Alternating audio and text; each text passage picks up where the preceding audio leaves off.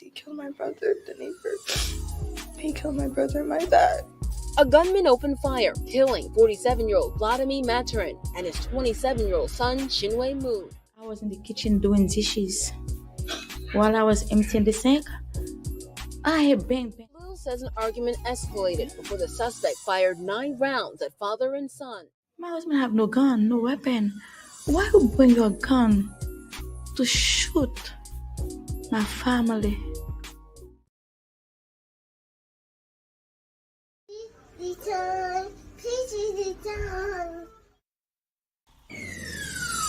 Let's talk about real life issues, love and relationships. Let's have a good time with the missus, yeah. Celebrities. Let's talk about caring events. Let's talk about things you don't see on regular TV. So join in on PGT Time. PGT Time. Tune in on PGT Time. PGT Time. Come join us on PGT Time. PGT Time. Join us on PGT Time. PGT Time. Yeah. But guess what? This is PGT Time. On PGT Time, we cover the Black community. I don't give a damn what they do. If it interests me, I'm showing y'all. I'm showing y'all flat out. Warning. Federal law allows citizens to reproduce, distribute, or exhibit portions of copyrighted motion pictures, videotapes, or video discs under certain circumstances without authorization of the copyright holder.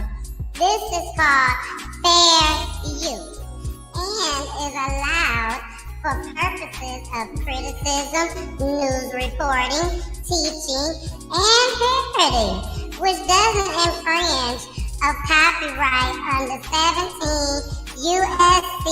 107.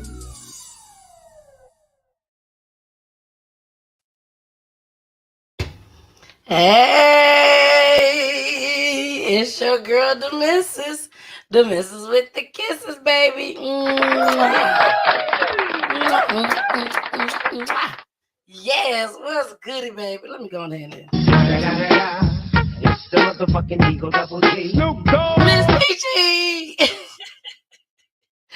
What is goody in your city, baby? My block is good, baby. My block is good. We good tonight, okay? We good tonight.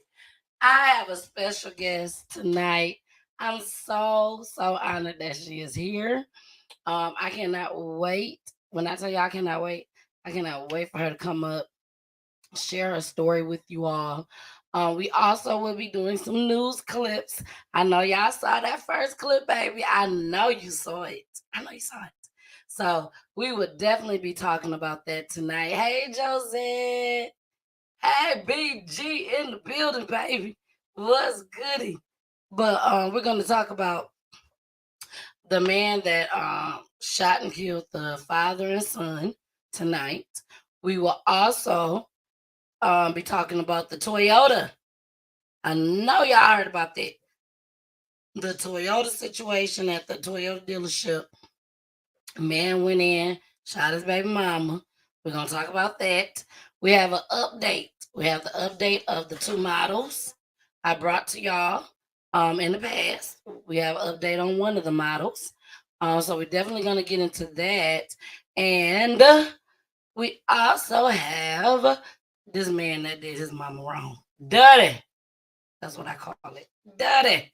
So we're going to talk about that just as well, along with interviewing our special guest. Okay, she got some awareness to bring to y'all. Okay, so I am so excited. Y'all get excited just as well. Welcome to PGT Time, baby. Y'all are in the building. Now let me tell y'all, I did hookah this weekend, and it took my voice away. So when I tell y'all I am struggling with my voice, I'm struggling with my voice. But you know that ain't gonna stop me, baby. That ain't gonna stop me, Josette. Josette, I still keep it pushing, baby. Still keep it pushing. All right, y'all. Well, let's go ahead. Please start sharing this video right now. Y'all know how we do over here.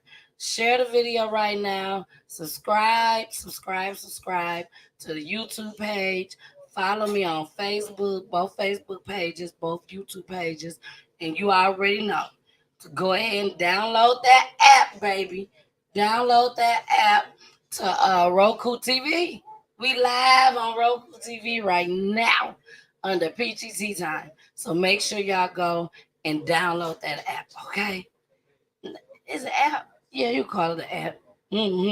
It's the own network. My own network on Roku TV. All right. Shout out to having your own network, baby. Yes, that's how we do it over here. So go share this video right now. Welcome to PGT time. And baby, here comes Miss Jennifer Daniels. Yes. Hey, boo. Hey, how you doing? I am wonderful. How are you tonight? I am good. Thank you for asking. Awesome. It's an honor to be on your show.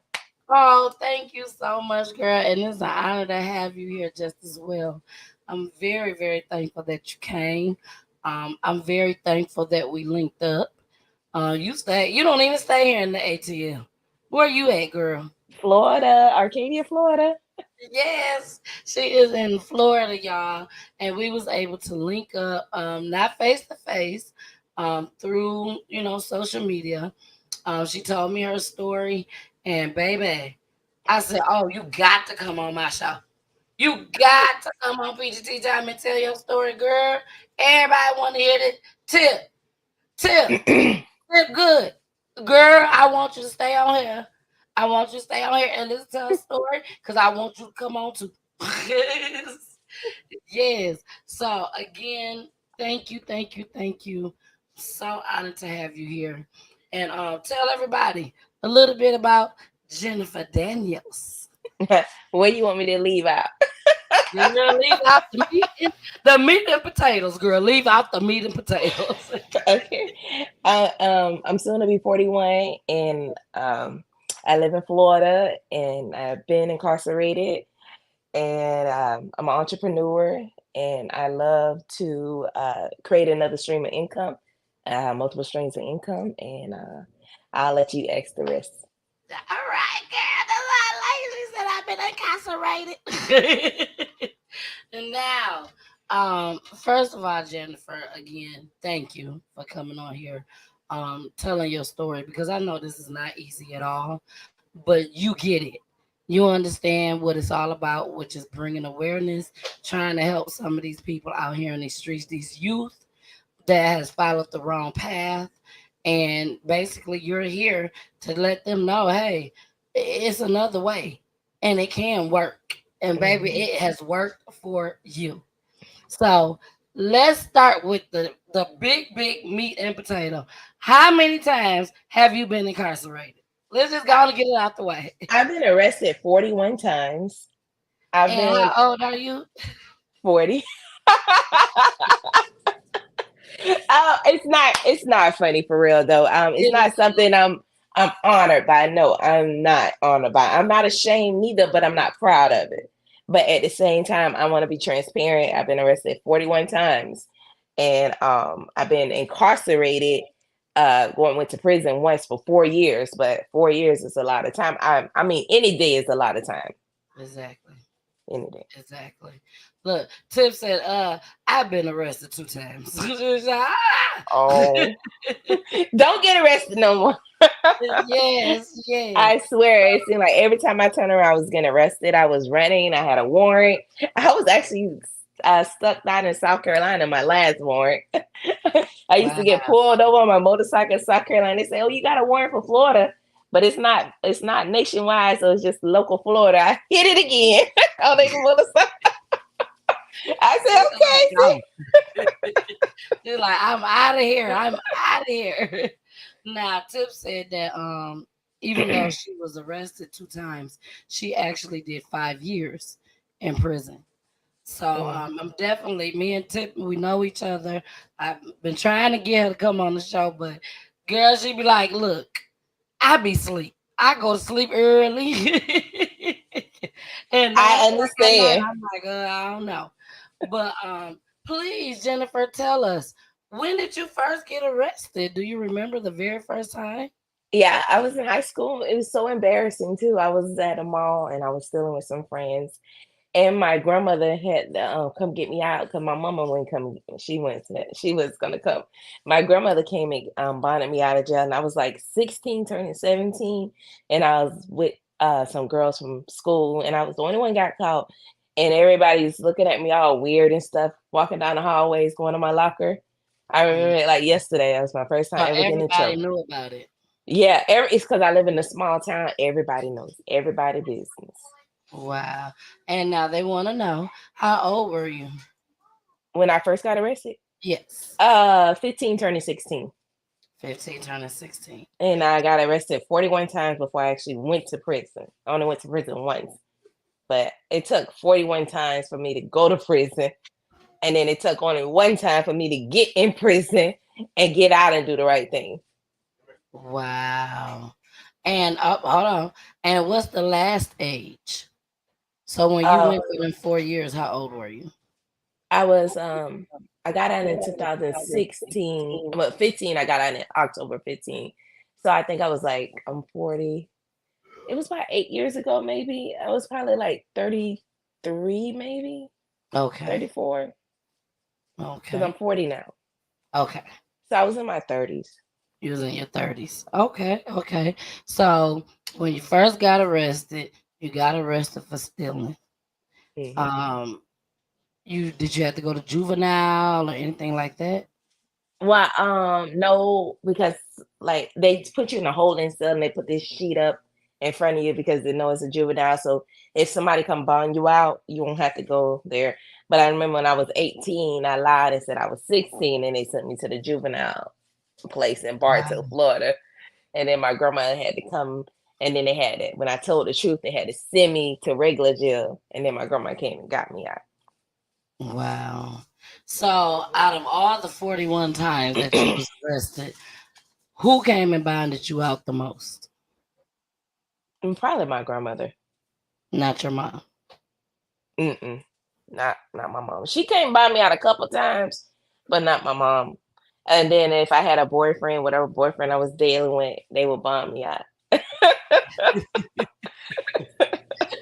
What was going on? Like, what was going on in your head? I was out there scheming, doing whatever I could to get money. I was stealing money, wire transfers, white collar crimes.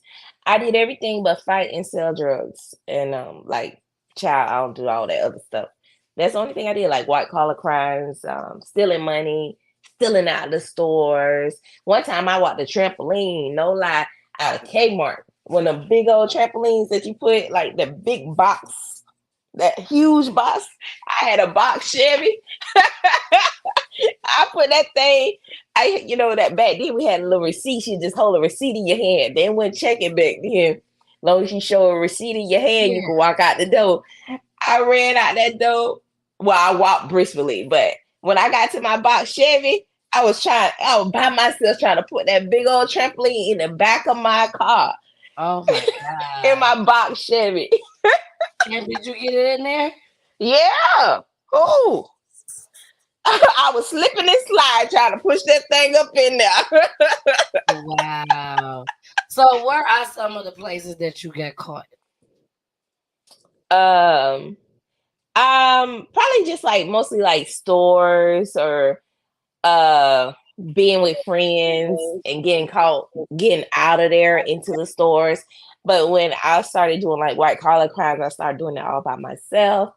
And it was like always a violation of probation because I didn't pay, because I didn't want to pay them people my money because I got other stuff to do with my money. So I always get violated in because I never did drugs and I don't smoke or drink. So I always had clean pee.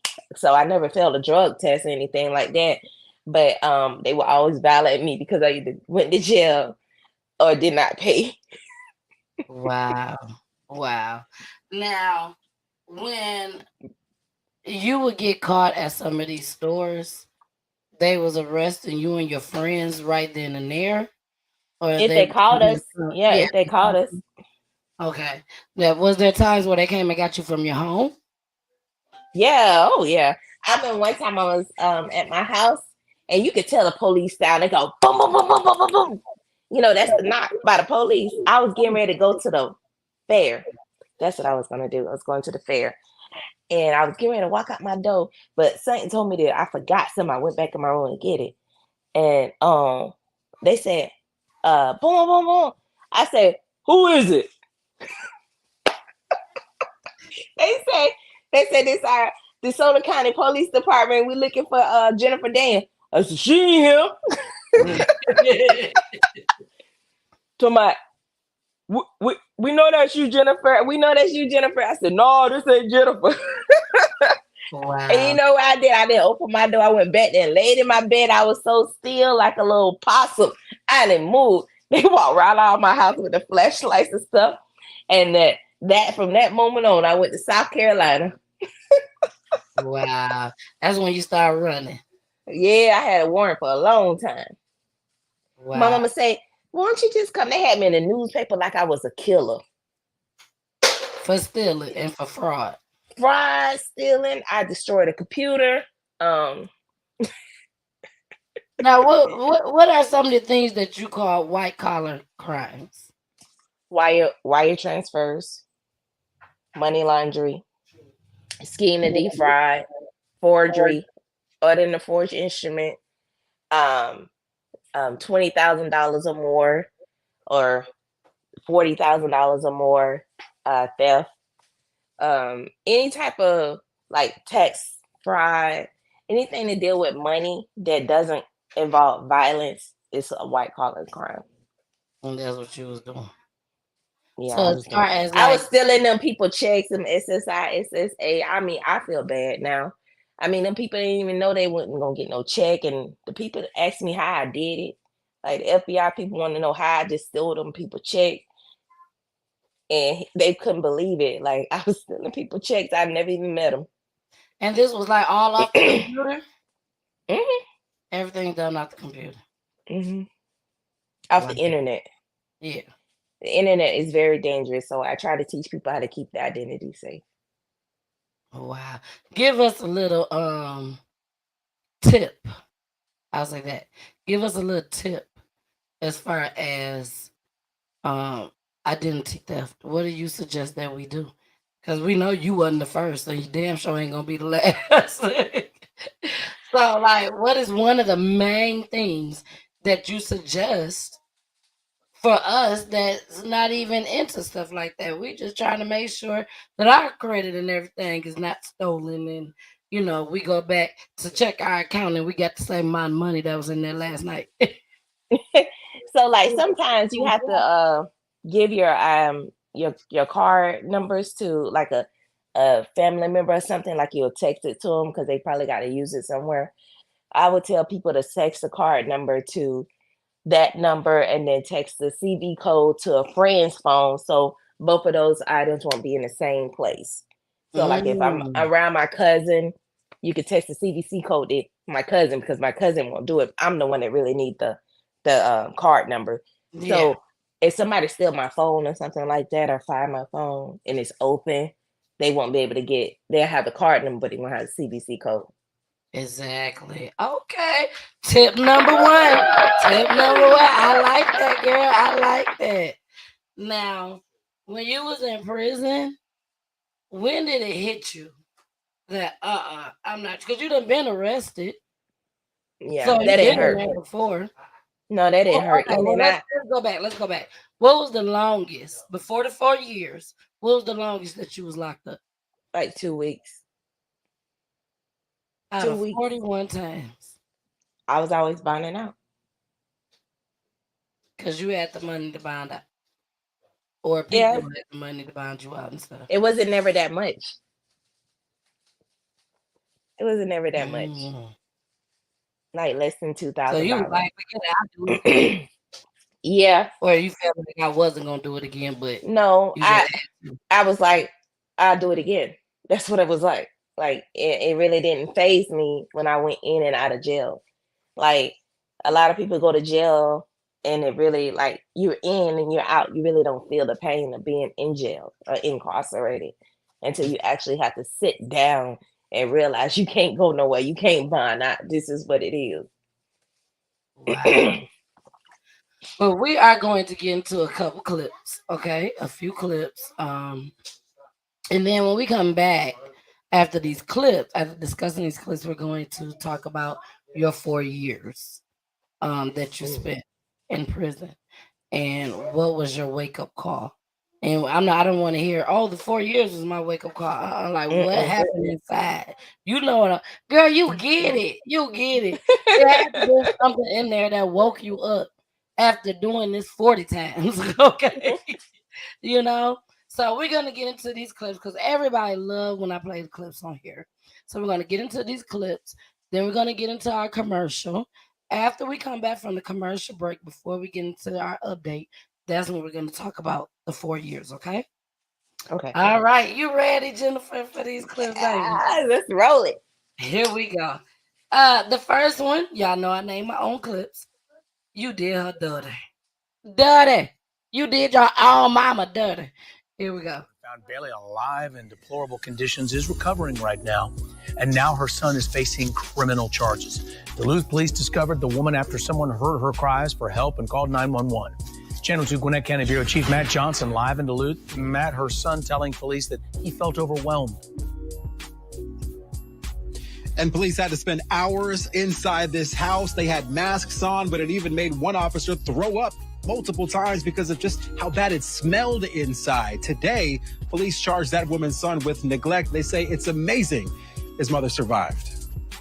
Just hang on, okay? We got paramedics here. We're going to get you out of here. That's a Duluth police officer talking to an elderly woman in her bed in conditions that horrified police. We have an elderly female, still alive, but barely. A body camera video shows how police battled a foul smell inside the 88-year-old woman's home while they rescued her. Ma'am. Investigators say she had been lying in her own urine for months. There's neglect here. There's some form of neglect. Maintenance workers with the Beaufort Housing Authority were at the home on South Street in Duluth October 18th. They saw movement under the covers and heard a moan for help, so they called 911. Once paramedics also showed up to get the woman to a hospital, officers called her son to the scene. Is she okay? No, not really. 56-year-old Tony Sherman told police he's her primary caretaker and he checked on her every day. She said that she never, ever want to go in a nursing home.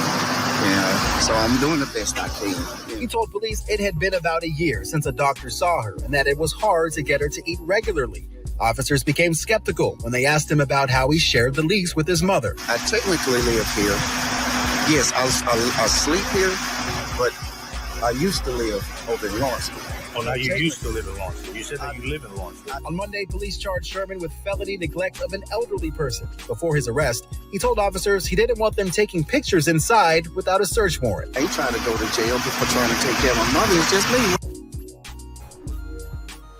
Now, we don't have a detailed update on how his mother is doing, just that she is recovering. The son remains in jail without bond. Police say there's still an ongoing investigation to see if more criminal charges will be filed. Live in Gwinnett County, Matt Johnson, Channel 2 Action News. Baby, they trying to wait and see if she gonna die. That's what they trying to wait.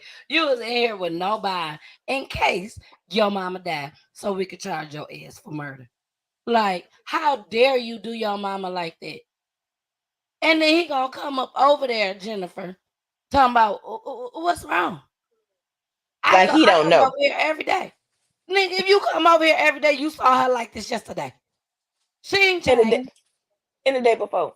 And the day before. And last week. Like, he just want that check. That's all he want, that check. Baby, you better say it. He just want that check. He just want mama check. And he probably over there in Lawrenceville living good. Living good. Girl. And ain't check on his mama. Not one time. The neighbor called and said, the police over there at your mama's house. He got in that car and burnt rubber. Girl, he burnt rubber. He's like, let me get my ass over here before they try to take me to jail. I know she ain't called 911. He knew she ain't called 911. He knew she wasn't capable of calling 911. And y'all excuse us for laughing, but y'all know how I do over here at Peachy Tea Time, baby. We talk about crime, but we gonna laugh about some shit too. And this right here, this was wrong. Yeah, wrong. He dead wrong. Dead wrong. Like you're not dead wrong. Nothing good is gonna come to this man. And he come over there smelling like cologne and stuff. I know he had some good cologne on, looking good like that. Girl, you know I take care of my mama. When? When? I was just over here yesterday. I just came yesterday. I come every day. I was on my way to check on her today and saw y'all here. Now y'all know everything is allegedly and also explicit language. But I'm just saying, like, this is crazy. Like, this is the woman that birthed you, raised you, put food on your table, put clothes on your back, shoes on your feet, bought all the McDonald's that you wanted. Oh, Took you to the park. Skating ring, all that. And this the thanks that she get. You gonna leave her in her own urine. They said when they walked in, that she was in there talking about some help me. Yeah. She said, help. Yeah, that's all she can get out, y'all. And here he come like a thief in the night. He ought to be ashamed of himself. That's all I can say. He ought to be ashamed of himself. He running over there. He running over there because he thought we're gonna get that check cut. Yeah, he deserved to be locked up with no bond. With no bond. Yes. Now, talk about no bond. Was there any time that you just, before the 41 time you was arrested, was there any time between 1 and 40 that you was like, okay, y'all, I know y'all gonna keep me in here this time? Like at 29. Yeah, I got one time I got a no bond. That they was just not gonna let you go. Yeah, I got a no bond, and that's when my son passed away when I was incarcerated, when the judge gave me no bond, and it was devastating. Yeah. Devastating. Mm-hmm. Wow. So, and when was you able to get a bond? Like 2 weeks later. 2 weeks later. And girl, they came and scooped your ass up. Mm-hmm. Back again. So from 15, and this is just an estimate, from 15 to 18, how many times would you say that you was incarcerated, arrested? Probably 10. I wish you would have told me. I would have brought the report because, we in prison. We write for everything that's free. And that's how I found out I was arrested 41 times because I wrote FDLE. Wow. I think by 9 to 10. They gave you a printout. Ooh, it was thick. It's thick too. It just kept going. And I said, oh my, I was so shocked. Like I was like a clerk of the courts. I was like, oh my gosh. Like if I was actually the other person looking at this paper, I was like, this is a bad person. But we cannot judge people on black and white. Exactly. But 41 times. 41 that's too we're gonna have to judge. We're gonna have to judge 41 times. So do you know where the papers are?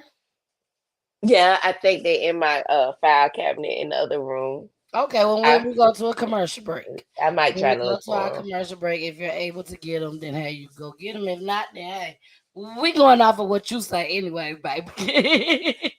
You don't have to Google me. I am Google. I know that's right. And again, y'all, this is not about laughter as far as, oh, I did wrong, I got away with a lot of stuff. No, it's a twist to this that she is going to tell y'all when we come back after our commercial break, after this story.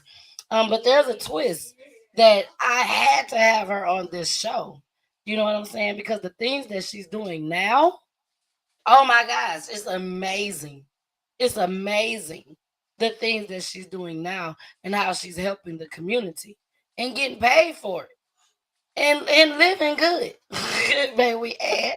Okay, so let's go ahead and get into our next story.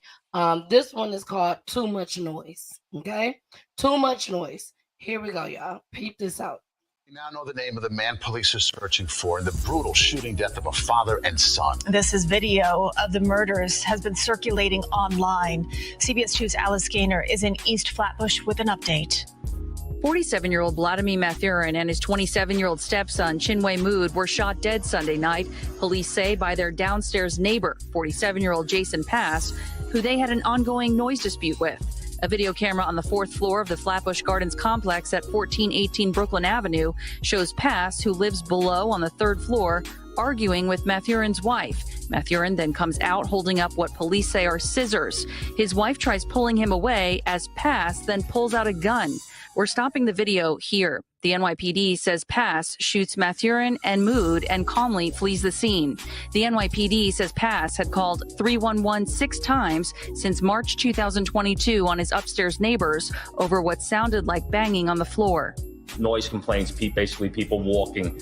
We come to find out the apartment upstairs didn't have carpeting. It was a wood floor, so a lot of noise, people walking back and forth generated these calls. Building management says there were numerous complaints from both apartments and that mediation was offered but never done. On Monday, CBS 2 spoke with the victim's wife and mother, who says Pass banged on the ceiling, so her husband banged on the floor back. My husband have no gun, no weapon. Why you bring your gun to shoot my family? Why you bring your gun to tear my family apart? Why?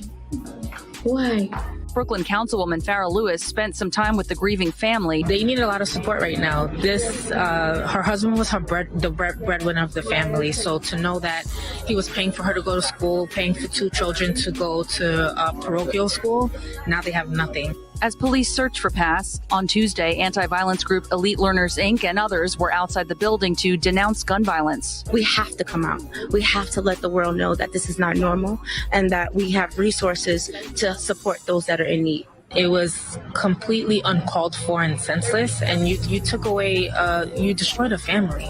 In Flatbush, Brooklyn, Alice Gaynor, CBS 2 News. Begin with that double murder in Brooklyn, a father and son inside of their apartment. Their downstairs neighbor apparently fed up with the noise going upstairs, and cops say then pulling out a gun and killing them both. All this happened last night in East Flatbush. That neighbor is now on the run. Eyewitness News reporter Crystal Cranmore speaking to the family of the victims. She's live at the scene for us. Crystal? Bill and Sade, there's been a constant flow of support in and out of this building from local community members, including a state lawmaker. While the hunt continues for the suspect, the family is demanding swift justice. The guy downstairs, he killed my brother, the neighbor. He killed my brother and my dad. The law still doesn't feel real. I think that I'm dreaming. Killing my husband in front of my 10-year-old. The pools of blood outside Marie DeLille's 4th floor apartment in the Flatbush Gardens complex in East Flatbush. A constant reminder of the horror Sunday night. A gunman opened fire, killing 47-year-old Vladimir Mathurin and his 27-year-old son, Chinwe Mood. Last night, I was in the kitchen doing dishes.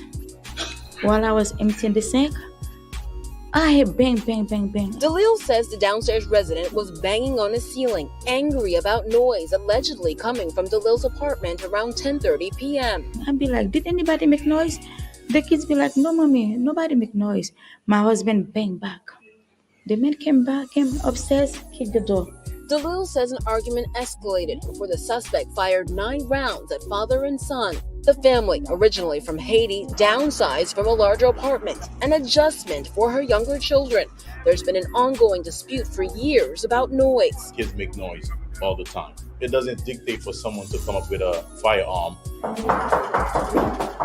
We knocked on the suspect's door. A woman refused to comment. Assemblywoman Monique Chandler Waterman helped the grieving family. My job, I look at, is supporting the whole entire family and the community and providing wraparound services on what's needed. When something like this happened, it traumatized the family. The family now holding on to memories. My son is a good boy. Good boy. My husband is a good guy. He's not violent. My husband have no gun, no weapon. Why you bring your gun to shoot my family? Why you bring your gun to tear my family apart? And we're told the husband was a bus driver and Uber driver, just a hardworking man. The family is also asking for increased security to make it harder for people who are not residents to go inside the building, knowing that the suspect is still on the run. The Assemblywoman said she does plan on speaking with the police to make that happen for them. Again, the search well underway for the suspect.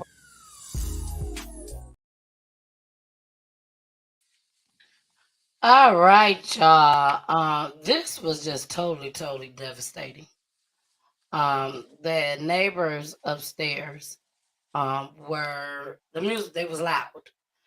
No music, but just walking across the floor was too loud. And apparently, in the past, they have had several issues with each other. And they have, the guy been upstairs apparently, asked them to stop. This particular day, he used something to beat on his ceiling, which is on their floor. And he went up there with the gun. And when he went up there, the father came out. I saw the full video that I can't play on here. But what happened was the guy went upstairs. He went to the door. Well, actually, they didn't even show him going to the door. The guy, once the video started, the guy came out, but he was at the doorway putting his shoes on. The dad was putting his shoes on. Then they closed the door. The guy went and stood by the stairwell. Still up at the top though, with his gun, but he didn't have it out or anything like that. He just had it tucked in or whatnot. Then the mother came out. The mother came out. She tried to talk to him. You couldn't hear anything. You could just see it. She was talking to him, all of that. Then the son comes out. The son came out. He just stood there. Didn't say anything to the man. Then dad done got his shoes on. So here come dad. When dad comes out, dad got the scissors. He took the scissors and put it up to the man. And then when he brought it down, that's when mom pulled him away. Like she saw something. And she pulled him away and he kind of like shrugged at her. And then she went back in. Before she could get back in, that's when he started shooting. He shot the dad. And then the brother looked like he was running towards him. But then again, some people think that he was just running because he was scared. But he was still running towards him. And then he shot him too. And then when he shot him, he walked over to the dad, which have crawled closer to the door, his door, and he went and shot him again. And then he went, instead of going back down the stairwell, it looks like he went and got inside of an elevator. And he literally waited for that elevator and got on. And then at this point, from the clips that I showed you all, he was on the run. So I do have one more clip to show you all. But Jennifer, how do you feel about that? This is a very sad case and a dispute that's been going on for a long time. And that's why I always tell people if it's something that's going on between you or somebody else, try to resolve it. Don't let it fester. Don't let it grow. Don't let it do none of that. Try to resolve it. You just never know what may happen. This is just a sad situation that unfolded because somebody didn't take care of something at that time. And like they said, they didn't have carpet. You have kids. Exactly. Maybe if you would have went out a different approach, and even though he came up there with a gun, but if you would have, went out and say, I do apologize. I always tell people it's not about respect, it's about making it to the next day. Exactly. You better say it, Jennifer. You better say it's all about making it to the next day. And a lot of people don't, as you can see with this family, they didn't make it to the next day. Thank God they all wasn't out there. He probably would have shot them all dead. But let's get into this last clip on this story. And this was the twist. Kathy, now on CBS 2 and streaming on CBS News New York. We begin. This story, Jennifer? Did you hear about this story? Yeah, I watch this all the time. All right, here we go. Kathy, now on CBS 2 and streaming on CBS News New York. We begin with a deadly end to a 3-day-long manhunt in Brooklyn. Police shot and killed a man they say fatally shot 2 of his neighbors on Sunday. CBS News' John Diaz joins us now live from the scene in Bath Beach, Brooklyn. John. Yeah, Mary, we want to get you right out here into the action as we zoom down live down Bay 44th Street here and try and show you the car where officials say this suspect was hiding inside. Police say they are still awaiting a search warrant on the vehicle to see if the weapon allegedly used to kill 2 people on Sunday is still inside this vehicle. But we can tell you that police say the gun was not registered to him. Evidence cones are scattered throughout the corner of Bay 44th Street and Harway Avenue, with numerous police investigating. The scene much calmer now, moments after police say a wild encounter with the murder suspect ended deadly. They established dialogue, they spoke for a few minutes, and then at a point, the male who was armed at a knife lunged at one of the officers, causing the officers to fire for their own safety. Police say the person they shot was 47-year-old Jason Pass, a Brooklyn man who was on the run after allegedly shooting his 2 neighbors dead Sunday.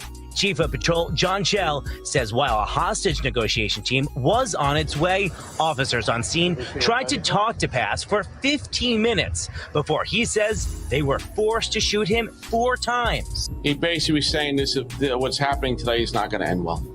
Police say they used a license plate reader to find out where Pass was and found him in his black Honda CR-V. They captured a plate on a black car indicating that the car, and we now know the occupant of our car, were wanted for a double horrific homicide. As they exited their police car, they walked up to the car. The male jumped out of the car with a knife in his hand and took off running. Police allege Pass killed his upstairs neighbor, 47-year-old Vladimir Mathurin, and his 27-year-old stepson, Shinwa Mode, after having ongoing noise disputes. The incident happening 5 miles away inside their East Flatbush apartment building. So neighbors in Bath Beach are shocked it escalated to their neighborhood. To know that this took place right on the corner of my house at the time where our children are going to school makes us feel very uneasy. Now, a live look back out here at the scene. It is still unclear why Pass was hiding out in this section of Brooklyn.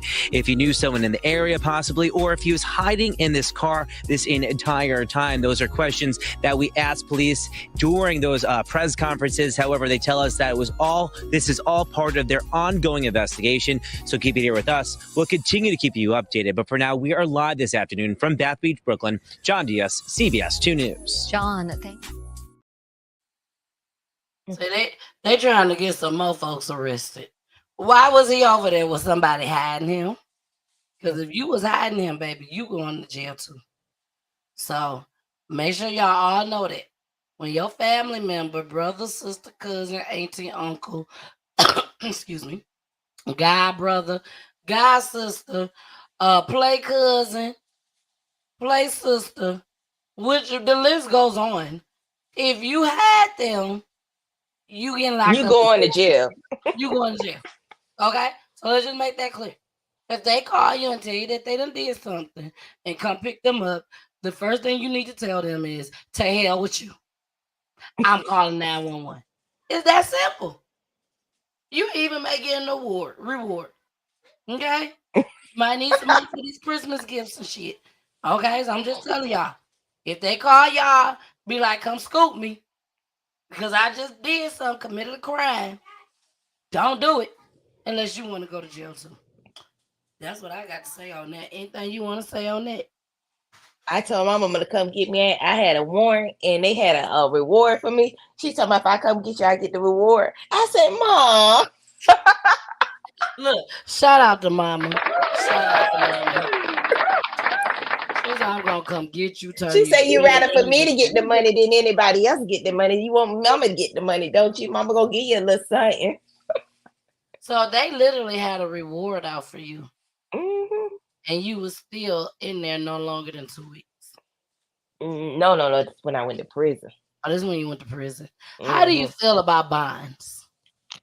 I feel it just depends. Like women that have kids and stuff, like I had kids, my son was sick with cancer, but that wasn't. It was important, but I wasn't seeking it as an important thing. I was seeking as making money more important than me being there with my son.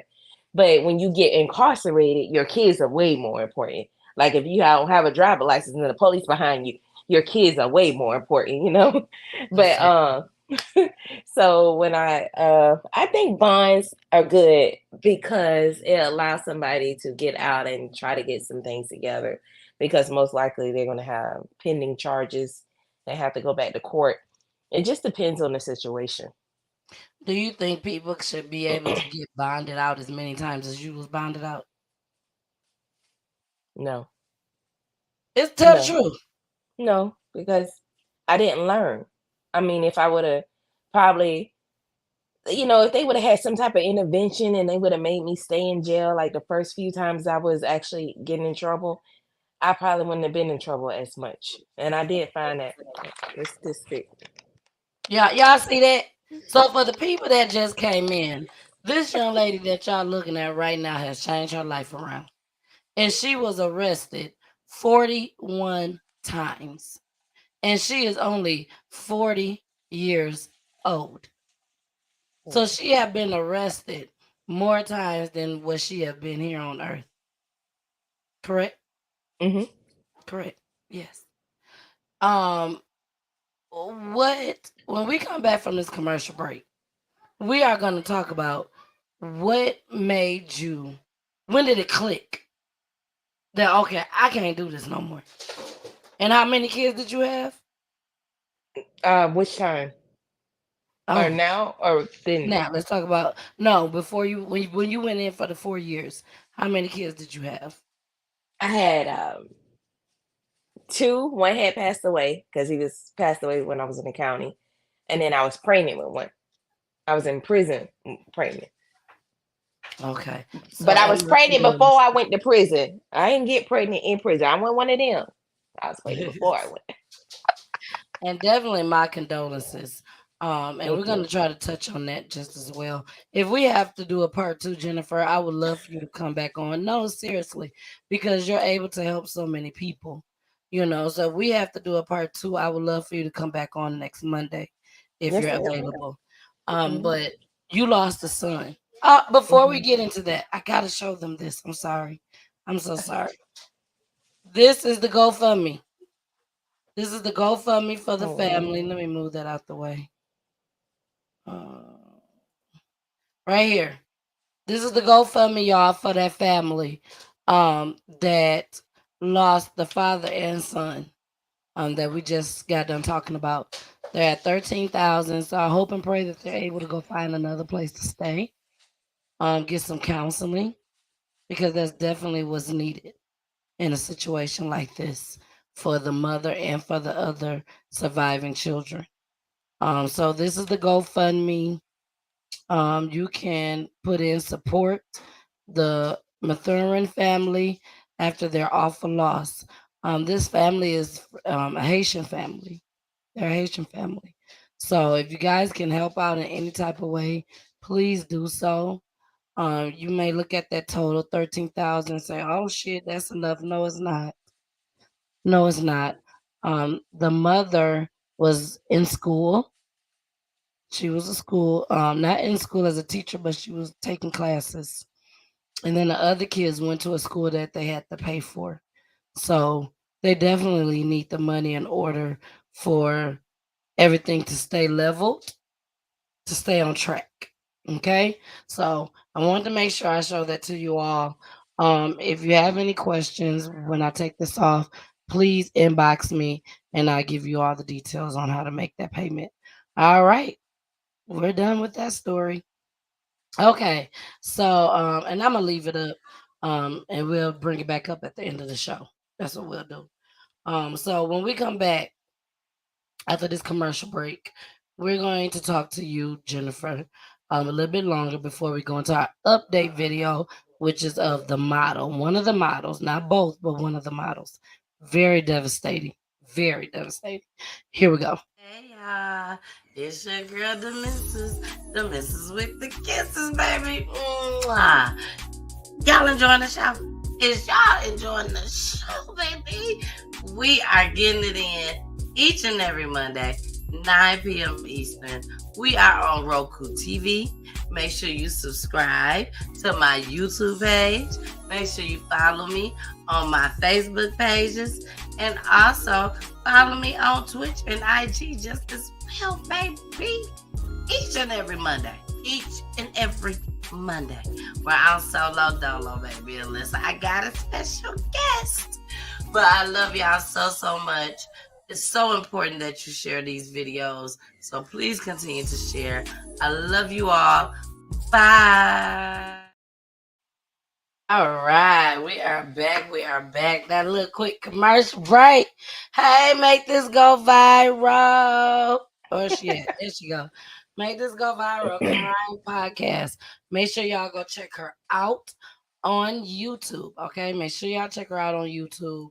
Also, I did put up on my actually on all pages that come January 1st, 2024, PGT Time will only be broadcasting on YouTube and Roku TV only. YouTube and Roku TV only. Jennifer, we gotta step it up, girl. We gotta get this bread. We gotta get this bread, baby. We gotta get this bread. So what we're gonna do is step it on up, okay? So we will be eliminating Facebook. I hate to let go of Facebook because that is where most of my views come from.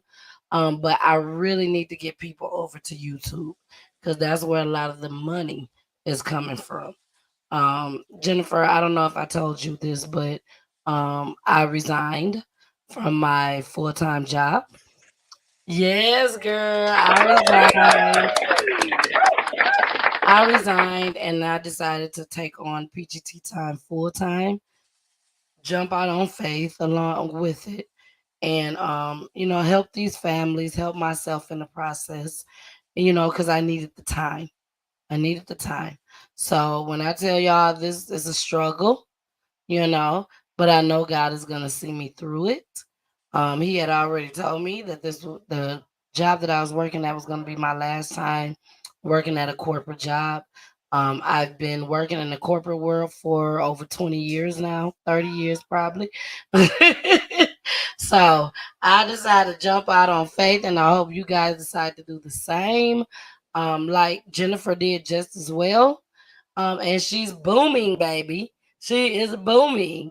Now, Jennifer, tell us, what are you doing now, baby? You talking about like income wise or not income wise, but what are you doing job wise? When you came out of prison, you was in there for 4 years.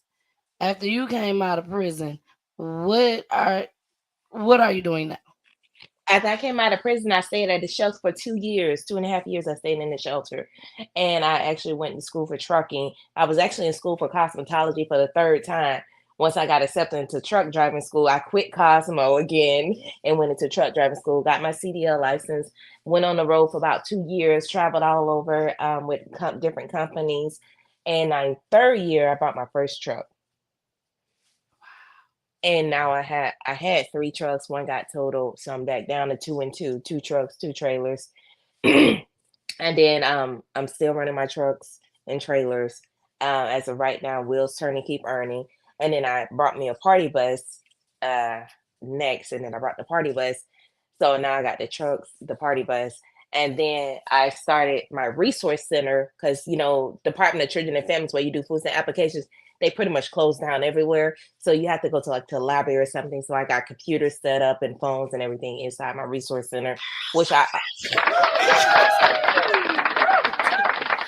am so proud of you, but keep going. I just had to cut you off. I am so freaking proud of you. Keep going. Thank you. And I also do the food stamp phones. Everybody know about the food stamp phone, but SafeLink authorized dealer. So I can sign people up for the phones as they come in, like use the resource center. They always ask, hey, can you help me pay my phone bill? No, we can set you up with a free phone. So, and I also do my biggest, this right here, it's in trucking. All this, I just got all this from my drivers. Like all these are money. Like BOL, I have to go to my office and do all this work. But I've been so busy. I can't do it because I have all these to do, like driver license. You know, people driver license. Everybody get a file. So I helped 71 people in the state of Florida. Oh, 72. I just got 72 today. 72. And hold on, the last time that I talked to you, because I tell people all the time, I don't just meet people and be like, okay, can you come on my show today? Okay, can you come on my show on Friday? No, it don't work like that. I've been talking to Jennifer. Me and Jennifer have been talking for about 2-3 weeks now. And Jennifer, when I spoke to you, when we literally had a deep conversation about it, Jennifer was like at 61. You was like I was. 62. Yeah, Yeah. probably. Yeah. So as of today, you're at what number? 72. 72 people. And I know everybody like 61, 62, 70, 72. What is they talking about? Let them know. I help people get a valid driver license. The people that don't have a license, never had a license, suspended license, child support sanctions, criminal fine sanctions, old court fines, point suspensions, 3 and 3s. It's so many different levels to driver license. They got suspension for insurance. You know what I'm saying? They got suspension for habitual traffic offenders. They got suspension for car crashes within so many years. They got just a lot of different What things. about DUIs? I help with DUIs too. All right. And out of all the people you have helped, and how long you've been doing this as far as the driver's license? I helped my brother in 2018, but I just did it just for him. And I started this in March of this year. March of this year. And you have helped 71 people. I used to do it for 72 today. I used to do it for free, but a lot of people took advantage of my time and I stopped doing it. And I would help people like spend my money trying to get somebody licensed, and I have done that. Several people that owe me money, but I check their license to make sure they're valid. I'm happy with it. Yeah. Yeah. Wow. And then I stopped doing it for free because people don't value your time. Like if they really want something, they're gonna pay for it. You can go get a Michael Kors purse and some Jordans. You can come pay me. My little fee doesn't. More stuff in your closet costs more than my fee. It's up to you. You're making a better position for you and your family. You're making a better position for you. You become I tell all my men, you become independent. She may not like that right now. She don't want you talking to me right now. But I am here for you to make you become a more independent man that you already should have been. Baby, you better say it. You better say it. Stamp that. I stamp that. And then the guys come to me, oh, I'm suspended for child support. I say, well, when the last time you gave little Junior some money? Yes, I say it stops right now. You don't get Junior nothing else. Little Junior don't get nothing else because daddy need to get his license back. I said, when the last time you gave your baby? Oh, she just called me yesterday. I said, you stop right now because all she got to do is go down there, write a letter, say she don't want child support no more. I said, you don't get credit for none of that. And I said, them people don't want to hear what you don't did on the side. I said, they want to know what you paid to that Department of Revenue. They don't care nothing about what you did with LaJunior. Don't took LaJunior to the football game. Don't took LaJunior to the mall. Don't brought him by 8 pair of shoes. They don't care. They don't care that you gave your baby mama $400-500 for Christmas and school clothes because she only get $45 a week or you ain't pay your child support. No, they don't care nothing about that. They want to know what you've been paying the Department of Revenue. And that's all that matters. So we don't got time for little Junior getting nothing else besides what she gonna get from the Department of Revenue because you need to get your license. You need to get a better job. You need to be more independent. You need to become a man that you should have been a long time ago. Girl, you better say it. Let me hand clap you again. Woo! I told y'all. I said, y'all better come up in here for this awareness. That's what I told y'all. She was about to bring it today. And some of y'all women may not like what she say right now. And I'm be honest. I'm just being honest right now, Jennifer. That's true. Of angry women who's mad at their baby daddies, they do not want to hear what you're saying right now. But I'm going to say this. I'm going to say this to every angry woman, every woman that don't like what Jennifer got to say right now, every woman that's sitting up there, what you mean don't pay me? Don't give me nothing.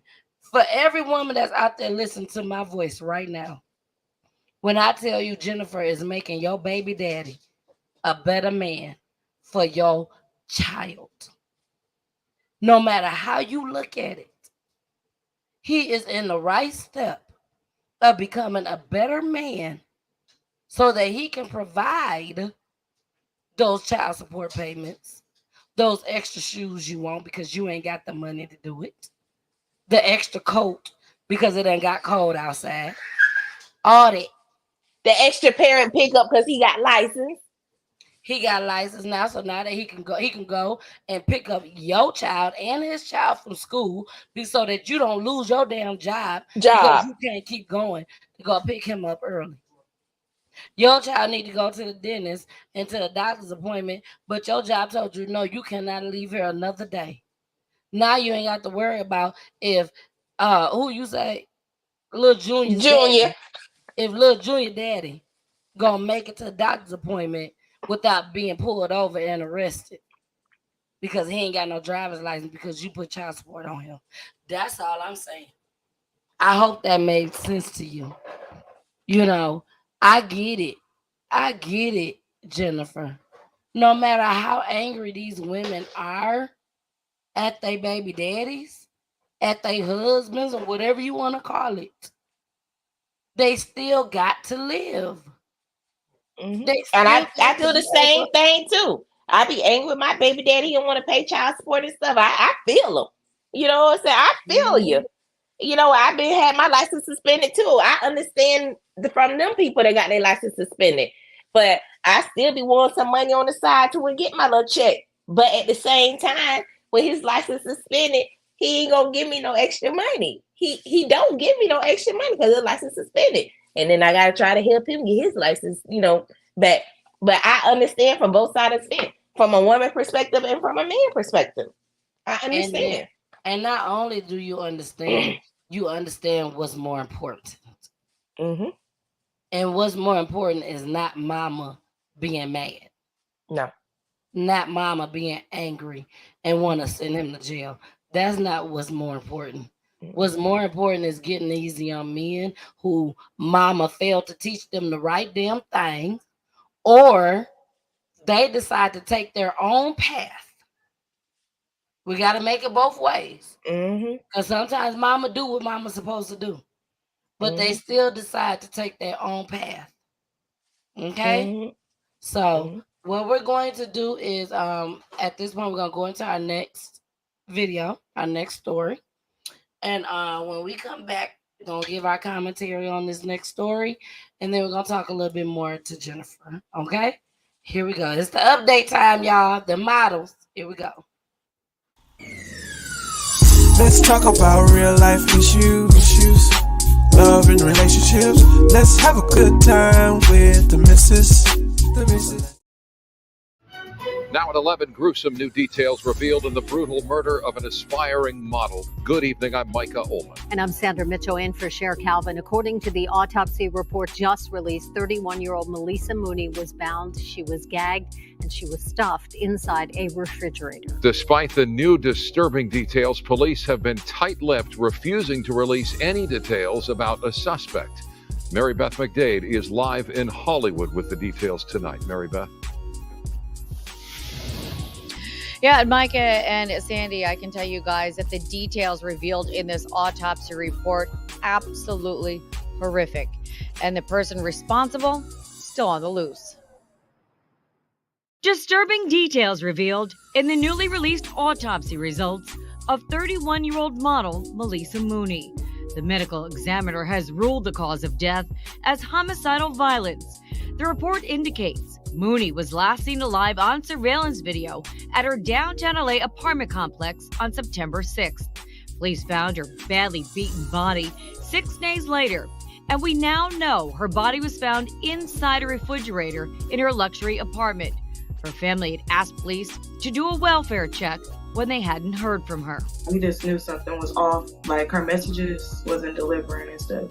Police found the model's body brutally beaten, her head and body with traumatic injuries, her wrists and ankles bound and tied together behind her back with electrical cords and clothing.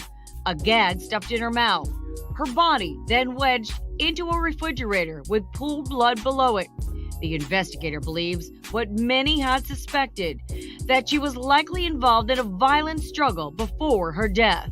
In a recent interview, the model's sister reacted to the trauma her sister suffered. We have to have a closed casket. We can't even see her. The people at the mortuary don't even want us to see her because he said it's traumatic. The guy at the mortuary started crying for us because of that. How traumatic it is. And it's like, why would someone do this? You know? Like, why would someone do this to her? You know? Her sister told us Melissa was pregnant. She said she spoke to the expectant father and doesn't think the pregnancy had anything to do with her sister's murder. The report indicates that suffocation may have played a part in her death, but says it's uncertain if the cocaine and alcohol in Melissa's body contributed. And this person is still out there, you know what I'm saying? And the police is not telling us anything. Like, I'm just like, what is the holdup? Yes, there are just so many questions tonight about her killer and just how fearful the public should be. We reached out to LAPD and all they'll say is that detectives are not talking and the investigation is ongoing. For now, reporting live here in Hollywood, Mary Beth McDade. We'll send it back to you guys in the studio. All right, y'all. We are back. Now, I did show you all the full video of what happened on this particular day. And it was two young ladies. It was two young ladies that was murdered, and they was not living far from each other at all, Jennifer. They didn't know each other from what we know so far. And both of them was found murdered within days apart. This young lady, the autopsy came back. I have not found the autopsy of the other young lady, but I covered both of them as far as the story for both of them. And this young lady, her autopsy came back, and this is what they came up with, was that she was found in her refrigerator. Not just a random refrigerator. She was found in her very own refrigerator, hog-tied. So I'm assuming, now she had been fighting. She was fighting whoever did this to her. But I believe that she was already deceased when they hog-tied her and put her in the refrigerator. So sad. So sad. Jennifer, you looking like, oh my gosh. Did you hear about this story? No, I haven't heard this one. Yeah. This story occurred in, where did this happen at?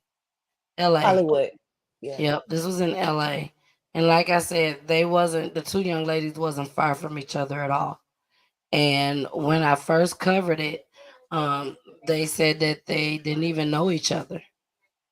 The families didn't know her family or anything like that, you know. But they was close. They lived close to each other. So we are going to get into the next clip. This is the video of the sister when y'all saw her in the pink hoodie. This is a longer version of it. Here we go. Her losing her life to this caliber is like insane. Like, I wouldn't wish it on anyone. And I'm just like, I need to get this word out so people could be aware, be more safe, you know, women be more safe, you know, not just trust anybody. You know, we have to have a closed casket. We can't even see her. The people at the mortuary don't even want us to see her because he said it's traumatic. The guy at the mortuary started crying for us because of that. How traumatic it is. And it's like, why would someone do this? You know, like, why would someone do this to her? You know, and it's just sick. You know, it just really is just messed up. And we just need to find these people, like, who would do this. Like, what did my sister do to deserve that? You know? So she was beaten? She was not shot or stabbed, or was she beaten? It was. The police don't want to give too much information because whoever did it is like, whoever knows is the one who like did it to a sense. But from what the coroner mortuary is telling us to her, like, she was in a struggle. Both her ankles are broken, her hands, her legs, like, like, I don't know if she was hit or like in the head, but it's like. All right, now, like I told y'all, make this go viral. She covers a lot of these stories, and she goes deep. She goes very deep into these stories. Make this go viral. I see that you're watching on YouTube. I'm going to put the link out there. If you can't come on, I completely understand. But I just want to go ahead and put the link out there so that you can, give us a little bit more details if possible. Give us a little bit more details on what you saw. I mean, well, yeah, what you saw as far as in the news and everything and what you covered. So I just put the link out there. You don't have to show your face if you don't want to. If you want to just, come up and use your avatar, that's fine. If you want to show your face, that's better. She said, I want to know who the guy was seen leaving the elevator and going into her apartment with trash bags. So I didn't know this. So make this go viral, Miss V. I put the link in the chat for YouTube. So if you don't mind, please click that link and just come up and just give us a few more details on it. Because no, I wasn't aware of that at all, that they actually saw somebody. And I also wasn't aware that both of the ladies had coke in their system. Allegedly. Allegedly. We gotta make sure we say that. But like I told you, Jennifer, they wasn't that far apart from each other as far as living. And they was living in some expensive places. You know what I'm saying? Like they weren't just living in the hood or nothing. They both was living in expensive places. So, but they still have not caught the killer or killers. Because we don't know if it was more than one. Um, but this is an ongoing case. It is an ongoing case. So we're gonna continue to pray for both these families. And just pray that this killer is found. Because that's devastating that this lady was fighting for her life. You know what I'm saying? And then you turn around and you hog tie her up and you put her inside of her own refrigerator. To me, that don't sound like a one person job. That's just my personal opinion. It does not sound like a one person job. Yes, e-commerce for you, very sad. This is a very, very sad story. I mean, it's been going on now, Jennifer, for about 2-3 months now, maybe 2 or 3 months now, possibly. Yeah, but hopefully, like I said, they find the killers. Miss V, if you're able to come up um throughout the show, please come up and we'll definitely, go back and revisit that story if she's able to come up. Oh, there she go. There she go. Here she come, y'all, Miss V. Hey, boo. Hey, hey, how you doing? I am Hold on, wonderful, Miss V. hold on. I have an echo, y'all. Let me fix it. Okay, take your time because we can hear Miss V very well. Again, Miss V is from Make This Go Viral. Make This Go Viral. She has her own podcast. I told you guys that she talk about crime. But the only difference between myself and Miss V is Miss V goes in deep. She goes in deeper. She does a lot of research to try to tell us more things about stories that I may not be able to tell y'all because Jennifer, I try to at least get about 10 folks in there during one show. I just want to show y'all the clip and then we talk shit about it. That's what I want to do. You know what I'm saying? Thank you for inviting me up. Thank you for the introduction and the shout out. And how you doing, Jennifer? Hi, Miss Oh V. my God. I am gonna I follow am you after this. oh, thank you so much. I greatly appreciate it. But I am so happy about all the resources that you share with people. And so I mean, if I because I know people that's going through the whole child support thing, I mean, and needing help with lawyers and stuff. Do you have any resources for that, or do you know anyone I know. that could help? I know myself and what I've been through, and that's what helps me help other people. I know that's right. Now I Okay. do want to say this, Miss V. I'm trying to get Jennifer because we talked about it the last time that I talked to her. So hopefully, me and Jennifer will be able to make something happen, cook some things up. But I was telling Jennifer she needs to go beyond Florida with this, But Jennifer was saying, she Yeah. researched the laws, bylaws, all that, in all the different other states. So Okay. hopefully that we can get some and other people that can help her out in all these different states to help her get the bylaws and laws and everything, and then she'll be able to help other people that's in a different state. But right now she's able to help people in Florida. So Florida, if y'all out there watching, Man, that's huge. holla Yeah, at Florida the girl. need that. That's so good. Yes. So, what did you want to know about the case?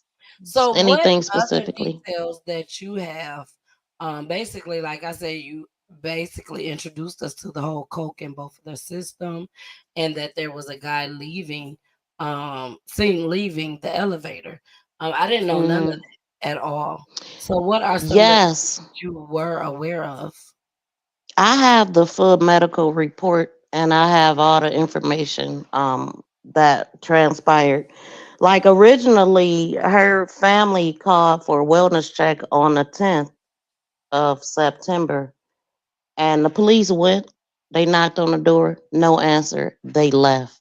Her mother called back on the 12th, but this time she was smarter and she hit the management up and asked them to do a wellness check. They have the key.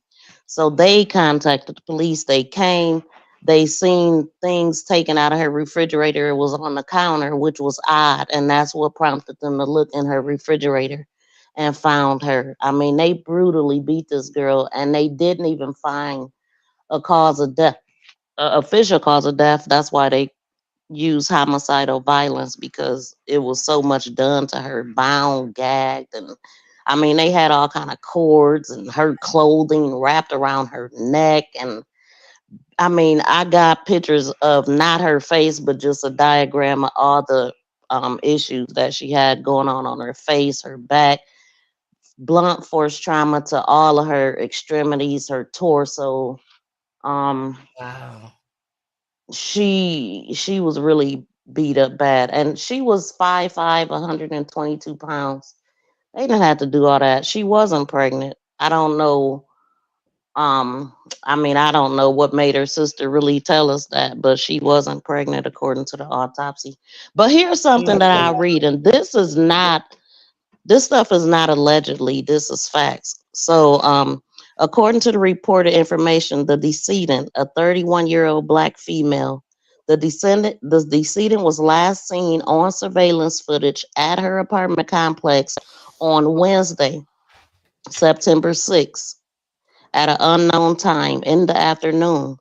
On Thursday, September 7th, an unknown man is seen on a surveillance using the decedent's key fob to use the elevator.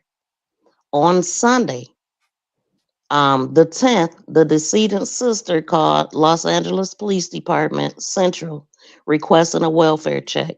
Officers arrived at her residence, knocked on the front door, no answer, they left. There was no signs of nefarious activity, so entry was not made. So on Tuesday, the 12th, which is the day they actually found her body, the decedent's mother had called requesting a welfare check, and the officers from the Los Angeles Police Department Central responded and entered the locked and secured apartment using a management key. They observed food that belonged in a refrigerator on the kitchen counter. When they opened the refrigerator, they found the decedent inside unresponsive. On Tuesday, the 12th, September 12th, at 16:25 hours, Sergeant determined the death. And so that's pretty much how they found her body. I love you, Miss V.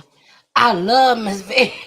Oh, I love you we, too. have been, we have been talking for such a long time, you know. We don't get a chance to just sit there and just talk on the phone and kick it and all that. But we have talked to each other on the phone. I've been watching her page. She's been watching my page just as well. Shout out to AFC Podcast. That's how Yes, I shout was out to introduced. Jay. Yes, DJ Just Jay. That's how I was introduced to Miss V. And I'm just so thankful. So thankful. And y'all, you will see me and Miss V up here doing our thing Right, we together. need to do a show together, definitely. Yes, we definitely will. Miss V, just and I don't want to take away from Jennifer's interview and everything and her being here, but Hmm. Miss V, please let everybody know, what made you decide to do podcasting as far as with crime and also going so in depth with it. Well, the what made me get into crime, prior to even getting into crime, I enjoyed law shows, 48 Hours, and stuff like that. But what got me into crime, which many people came to crime with Kanika Jenkins in 2017. And Yeah. so that's what got me on social media with it. But it was 2018 when Anaya Garrett was murdered by her mother, 4-year-old little girl, and it touched my heart. I seen her father on the news. I mean, I had never seen a father like usually it's a mother you see, single mother, but it was a father who had been fighting for his baby tooth and nail, going to trying to get it the legal way, keeping records and having pictures and fighting for his baby, and this girl did everything in her power to keep her away. So that's what got me. And then it was 2020. It was the pandemic that brought me to YouTube because my mother was selling face masks and I wanted to promote my mother, but I was like, I can't just go on there, um, promoting and trying to get people to buy stuff. I need to include something else. So I included the crime and included my mother by doing commercials. And Jay was the one that I went to help promote it. So he promoted it on his show, ran our commercial, which he created. And he did that for like ever. He probably just stopped doing that. Yeah. But yeah, that's what got me here. And so since I've been here, I've got a LLC trademark and turned it into a business. And the reason why I'm so detailed is because that's how I learn. These are the things I be wanting to know. So if I want to know, I'm sure there's some other people that's very detailed that want to know the nitty gritty. And I use facts. She does. Facts is what Sure I does. go by. She sure does. But one more thing I want you to know about, want y'all to know about Melissa Mooney is that she was also seen with friends. So I'm gonna read this one part because Nicole was she was supposed to be going on a date, right? And Melissa Mooney, I didn't remember what they said that she was supposed to be doing, but I do remember that I heard on one video, all the news videos I listened to, only one video said this, but this is from the official report. And Okay. this is the detective speaking. So Okay. he said the decedent lives in a residence by herself and she moved there. She had just moved there in August, y'all. She just moved there, not even a month. As a matter of fact, she was supposed to be going to her old apartment to get the rest of her stuff, and she never showed up. So she moved on the 8th of August, and per surveillance video on September 5th, the decedent, another female and a male, was seen getting into the elevator, going up to the 5th floor, which is where she lived. They exit the floor, and then exit.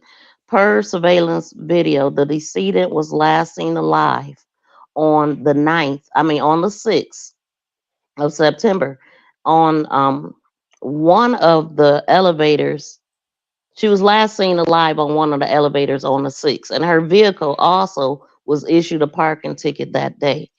Per surveillance video on Thursday, September 7th, a male was seen using a decedent's key fob to use the elevator and then carrying plastic bags to the decedent's residence. Now, this is when she would have been deceased, you would think, unless she was still in there alive and being tortured. So on Saturday, that part of it was me talking, y'all. So on September the 9th, the decedent was supposed to go to her older residence to pick up the rest of her belongings, but she never arrived. On Sunday, the 10th of September is when the decedent's sister contacted the police, requested a wellness check. Officers arrived on the scene, knocked on the door. There was no answer and no entry was made on, and I'm just reading it because it's a little bit different. On Tuesday, 9/12, the decedent's mother called the management into the building requesting another welfare check. The management then called the Los Angeles Police Department. Officers arrived on the scene. The manager opened the door, the locked door, with their key, and officers entered. Now, the other one that I read wasn't that in depth, and that's why I'm reading it more. They looked around and did not locate the decedent. They didn't observe the food, usually kept in the refrigerator on the kitchen counter. They looked inside the refrigerator and found the decedent unresponsive. On Tuesday, 9/12 at 16:25. One thing that I want to point out too is that if they would have went to her apartment on the 10th, they would have found her body the same day they found Nicole. It was 2 days later because they didn't go in her apartment the first day. Exactly. Wow. Yes, I also did a review of the apartment. I'ma stop here, and if y'all wanna know anything else, just go check it out on my page. I have a full playlist. I did reviews on the apartment. It ain't sweet. They had people rent those apartments as Airbnbs, and they had squatters in those apartments. Although it was high rise, beautiful, and paying thousands of dollars to live there. It's by Skid Row, y'all. Downtown LA is not safe. Well, shout out to Miss V. Shout out to Miss V for doing that additional research. Thank you. Thank you. You are so Yes. welcome. Y'all won't get that over here. I'm nosy. Nah. And that's what I told somebody. I said, doing what we do. Nah, it ain't nosy though. I'm not nosy. I'm a detective. I'm an investigator by nature. I'm an analyzer by trade. Exactly. Now, before you go, Miss V, I would love for you to stay up just to cover our last topic. If you're not busy. And we can go ahead and go and get started with that right now. Is that okay with you, Jennifer? Yes. Yeah, Jennifer, you having a good time? Yes. I love Miss B. I love you too, Jennifer. Yes, girl. We all love Miss V. But Miss V, are you aware of the Toyota shooting that happened at the Toyota dealership? I am not. Did that happen today? No, it did not happen today. It did happen last week. So Okay. No, I did not hear about this one. okay. Well, we got a couple clips that I'm gonna show y'all. I did see the full video, but I couldn't play it on here. So I'm gonna show y'all what we do have as far as with the news broadcast. So here we go. Child doesn't have a mother or a father, and that's saddening for me, for real. The mother of a woman who was shot to death at an East Bay car dealership is searching for answers tonight as her family tries to come to terms with the loss of a daughter and mother who leaves behind a young son. Good evening, everyone. I'm Alex Savage. And I'm Heather Holmes. The family of Alona Gallen says that they are frustrated and asking for answers from police as they try to make sense of her killing that happened last week. KTVU's Bailey O'Carroll joining us now live. And Bailey, you spoke with the family today. What did they tell you? That's right, Heather and Alex. The family told me they are in shock and sad that 24-year-old Alona Gallen was killed in what they say was a senseless shooting. They told me that they're also frustrated by the lack of answers police have given them. I would want to die before my kids. I don't want to see none of my kids. I don't want any parent to have to ever go through this. None whatsoever. Yvonne Gallen is the mother of 24-year-old Alana Gallen, who was shot and killed by the father of her 7-year-old son, King. According to police, the gunman entered the Toyota dealership on Thursday before noon and shot Gallen. When police arrived, they shot and killed the suspect. But Gallen says right now, there's more questions than answers. Everything was, I don't know. I don't know. We don't have all the information. Gallen said her daughter loved life, but said her priority was her son. Her 7-year-old child doesn't have a mother or a father. And that's saddening for me. I told him that his mom and his father was gone. He just laid his head back and said, no, they not. And after that, he's been crying. We all broke out crying. He's been seeing him cry. Everyone cry. Gallen says her daughter was not in a relationship with her alleged killer at the time of the shooting, but instead that the two were co-parenting King together. Gallen says now both parents are gone, all because of a senseless act. It's going to be hard for me, hard for my family, of course, because she was very much loved by everyone. Everyone loved my daughter. And that her son, he's going to need therapy. I'm going to need therapy. The family has started a GoFundMe account to help with the therapy costs for King and help with the eventual cost of his college education. In the newsroom, I'm Bailey O'Carroll, KTVU, Fox 2 News. An East Bay mother is remembering her child as she tries to come to terms with a recent death. Her 24-year-old daughter was shot and killed at that Toyota dealership in Albany last week. Thanks for joining us tonight on KRON 4 News at 5. I'm Grant Lotus. And I'm Vicki Libiakis. Police say it was a targeted killing because the victim and the alleged shooter had a child together. KRON 4's Teresa Stasio has more now on what happens next for the family left behind. They was the best of friends for real. Yvonne Gallen is talking about her daughter, Alana Gallen, and her grandson. Alana was shot and killed last Thursday while she was working at the Toyota dealership in Albany. Authorities are calling it a domestic violence case. The family disputes that, saying that the alleged shooter and Alana were no longer together. They were focused on being co-parents of their 7-year-old son, King Walker. King, or whatever. She'll be at work and she'll call me and say, what is King doing? Gallen says Alana worked for 3 years for Toyota to support the two. She says her daughter spent all of her free time caring for King. Love to go get snacks. For real. Every time Mom take me to the store, before he say he wants something to eat, he wants to go get some snacks. He loves sports. He loves basketball, football. Gallen has set up a GoFundMe to try and help out her grandson in this crisis. College, therapy, just growing up life, etc. She says her grandson misses his mom a lot. King's roller coaster. It's like a up and down. Because we had a small balloon release out here and we left the candles out, and then King came over to the candles the day after and swatted and looked at it, and baby just bust out crying. Gallen says that they plan to hold a vigil this coming week as they continue to mourn her untimely death. In Albany, Teresa Stasio, KRON 4 News. That's so sad. Senseless. That's sad. So basically, whatever happened transpired between her and her baby father before she got to work. He ended up coming in there. He had on a orange hoodie, had the hood on, came in. She was at one of the desks. You know, you go buy a car. You know, you got people at their desk. She was at the desk. He literally walked up to her. They had a little dispute. Didn't even last, because I saw the video. The dispute didn't even last 10 seconds. And that's he pulled out the gun and literally shot her while she's sitting at her desk. And then he ended up going under her desk. The police was there.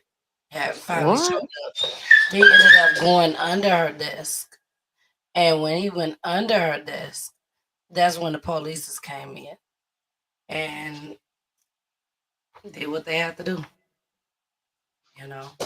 So Did again, they arrest him or did he get shot? I He think he died. was shot. Yeah, I think he Oh, was. he did. He Yeah, died. yeah, he died. That's Okay. what they said, right? Both Yeah, parents gone. yeah, both parents. Yeah, Wow. Okay. Because I missed that part. I wondered if they arrested him or not. But yeah, yeah. they arrested him. I mean, no, they killed him. Um, but But it's I just wonder, why did they kill him? Like, did he point the weapon at them? I mean, because I'm only asking that because mass shooters seem to always either take themselves out or get arrested alive. So why is it? I mean, you know what I mean? Like, did he point it at him, or because I really don't understand that part? How a lot of these mass shooters get arrested alive and get tried and get to go to jail, and the black ones with guns always get killed, taken out. exactly. That's just, yeah. And I'm So not I sure just if wondered. he pointed it at them or not. But I just know that they shot and killed him. But maybe it could have been because he was so close to her still. He was right under her desk, which was still a danger to her, maybe. Exactly. Yeah. So at this point, all we could do is pray for them. Jennifer, you Yeah, got that something you want baby. to say about that clip? My God. It's just sad. I'm mourning for the child, King. Exactly. And It's they just have a GoFundMe up as well. I don't know what to say because, like, if somebody say they're gonna kill you or they're gonna kill themselves over you, take it seriously. Like Yes. a lot. I mean, a lot of this warning coming for destruction. I very rarely find anything that happens instantly. Everything happens. A warning comes before it. Exactly. Yep. It's And usually the flags are there. Yep. yep. And a lot of us women that have kids, we feel like we got to go to work. We gotta go. We gotta go. Maybe this young lady had red flags that showed up. Miss V, you don't have to mute if you don't want to. But a lot I'm of moving around. oh, okay.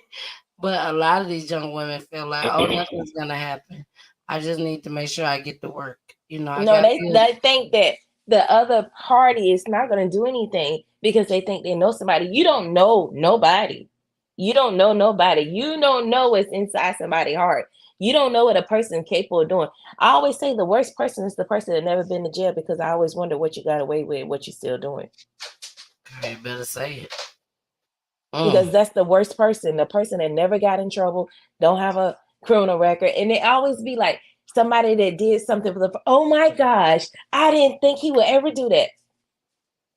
How many times Those have are you the already ones done it? that the ones that get away with stuff and never get caught. They at some point feel like they're invincible and they elevate every time. Yep. And then they Exactly. also say they're quiet. They also, you know what I'm saying? They always say, "Oh, he was so quiet. I didn't think that he would do something like this." Anything like that. If they too quiet, if it's too good to be true, believe it. Believe it.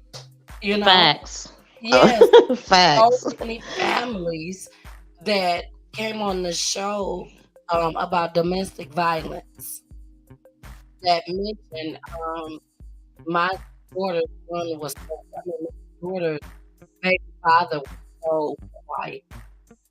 He was nice when he was around, but he was also quiet.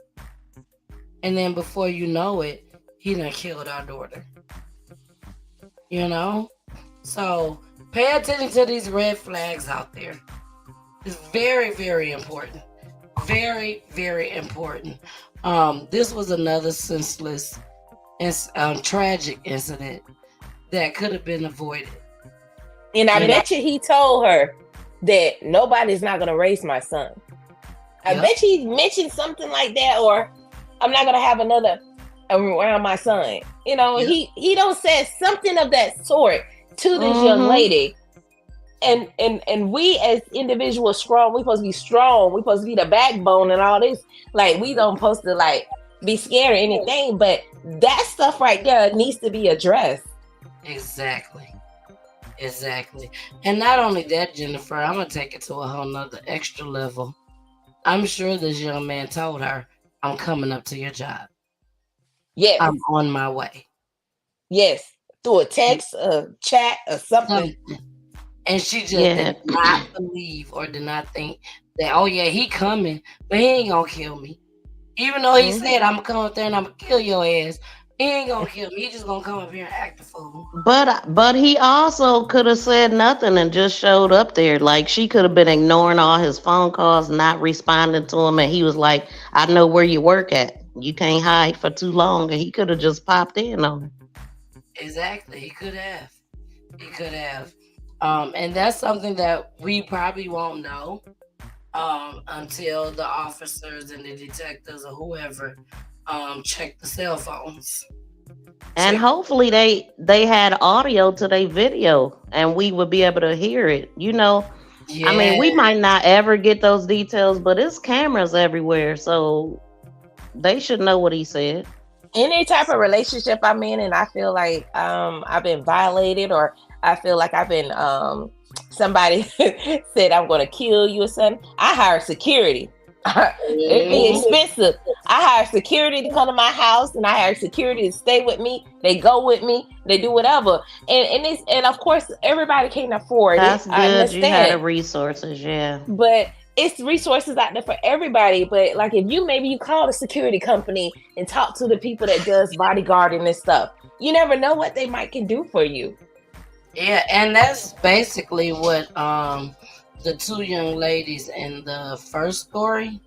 Yeah, the first story too, when the not the music, but it was too much noise, where the man shot the father and son, and they had the two young ladies out saying that they are going out into the community to let people know that there are resources out there, because a lot of people don't know what resources they have.